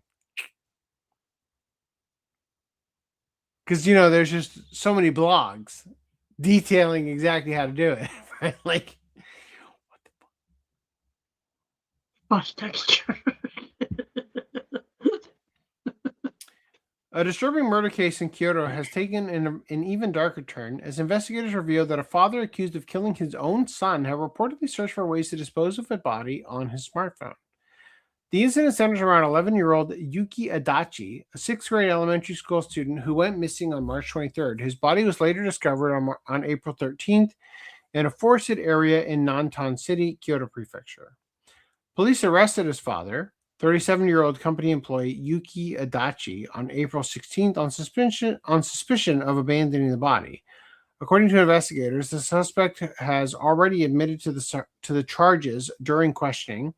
He also reportedly confessed to the killing itself prior to the arrest. As the investigation progressed, authorities analyzed the father's smartphone, uncovering critical evidence. Location data from the device reportedly led police to both the body and a pair of shoes believed to belong to the victim. More chilling, however, was the discovery of the father's search history. During the period when the boy was missing, the suspect had allegedly searched for several methods of disposing of a body. Investigators believe this indicates he was actively trying to find ways to conceal the crime after the child's death. On the morning of April 17th, the father's vehicle was also removed from his residence as part of an ongoing investigation, suggesting authorities are continuing to gather physical evidence tied to the case. Police are currently working under the assumption the suspect carried out the disposal after the child's death and attempted to avoid detection by researching less traceable methods. The case has shocked many due to both the nature of the crime and the calculated steps allegedly taken afterward, whilst details surrounding the motive remain unclear. The combination of confession, digital evidence, and physical findings paints a grim picture of premeditated concealment. Wow. 0 out of 10 all around. Sorry about that. All right, before we finish, I have a question for you. Mm-hmm. I know it's not part of the time or whatever. We're past the segment, but where did I put it? Oh, the Ghost in the Shell put out a new trailer. Do you want to watch We'll it? cover it next week. Let's cover that shit next week. Send it to me in private chat right now. I posted it in the Discord. All right. In the VIP submission? Yes. All right. Then great. That'll great. That's great. That'll get all we covered. need. You also shared something about Steins Gate reboot. Is that important Yes. or no? If you want to pre-order it, I would pre-order it. It is we should probably just bring that up now, just because it's here. Put it in private chat. There you go. You're fucking killing me. You're killing me with this shit. Well, it'll probably be sold out by the time we do another podcast. So. All right. God damn it, motherfucker.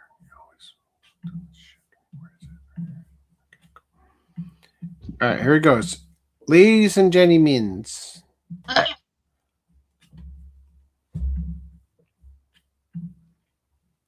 Here it is. Randy says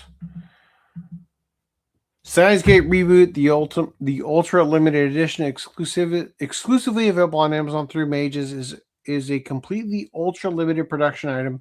There's a pre-order item available until June 15th. We're going to do a new podcast before then. Don't worry about that. In addition to the limited edition, it comes with 2 special bonuses. Please reserve yours as soon as possible. High-resolution framed illustration using artwork by Huke, a beautiful illustration by Huke. Character designer printed on intricate high resolution on A4 size. What am I looking at here, Randy? Just explain it. So, I believe that number 2, the picture, I believe that's the artwork. Daru with the Hitler mustache, yes. That they are going to be putting out. Wow. And then they're also putting out a soundtrack on a DVD-ROM. So it's a data DVD, but it's the complete soundtrack. And then there's going to be like a Steins Gate 15th Live One World DVD. I think that's like some event they did. I don't know.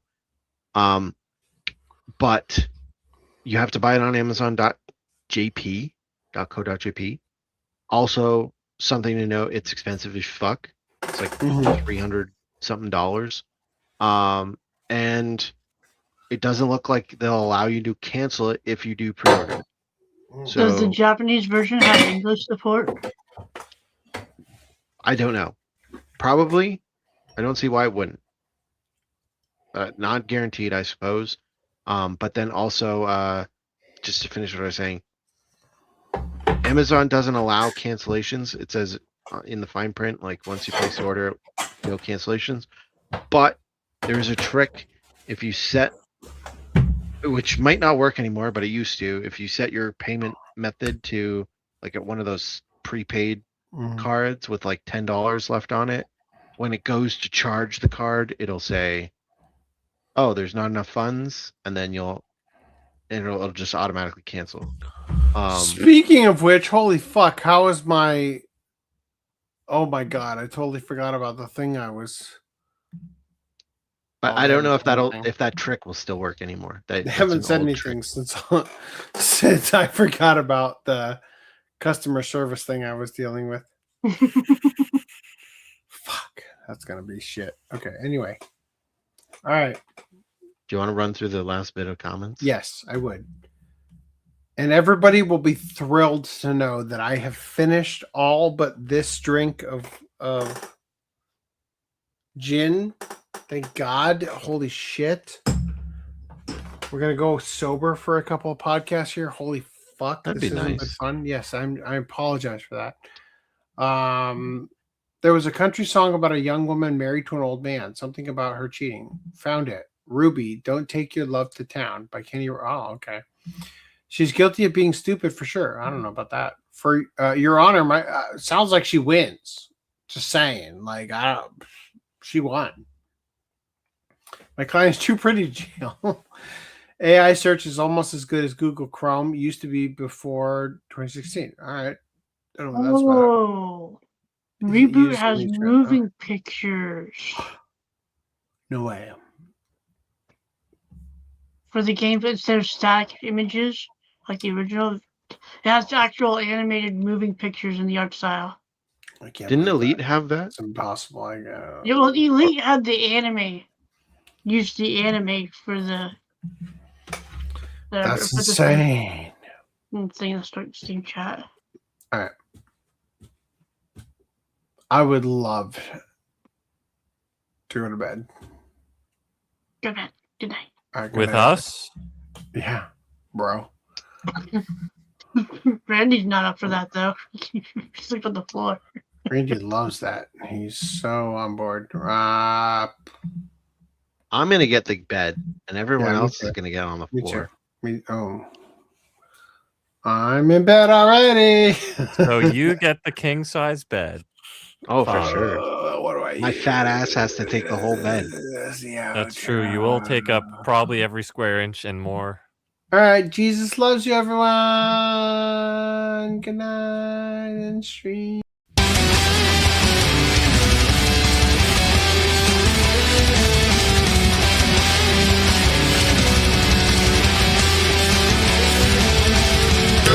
In nomine Patris et Filii et Spiritus Sancti.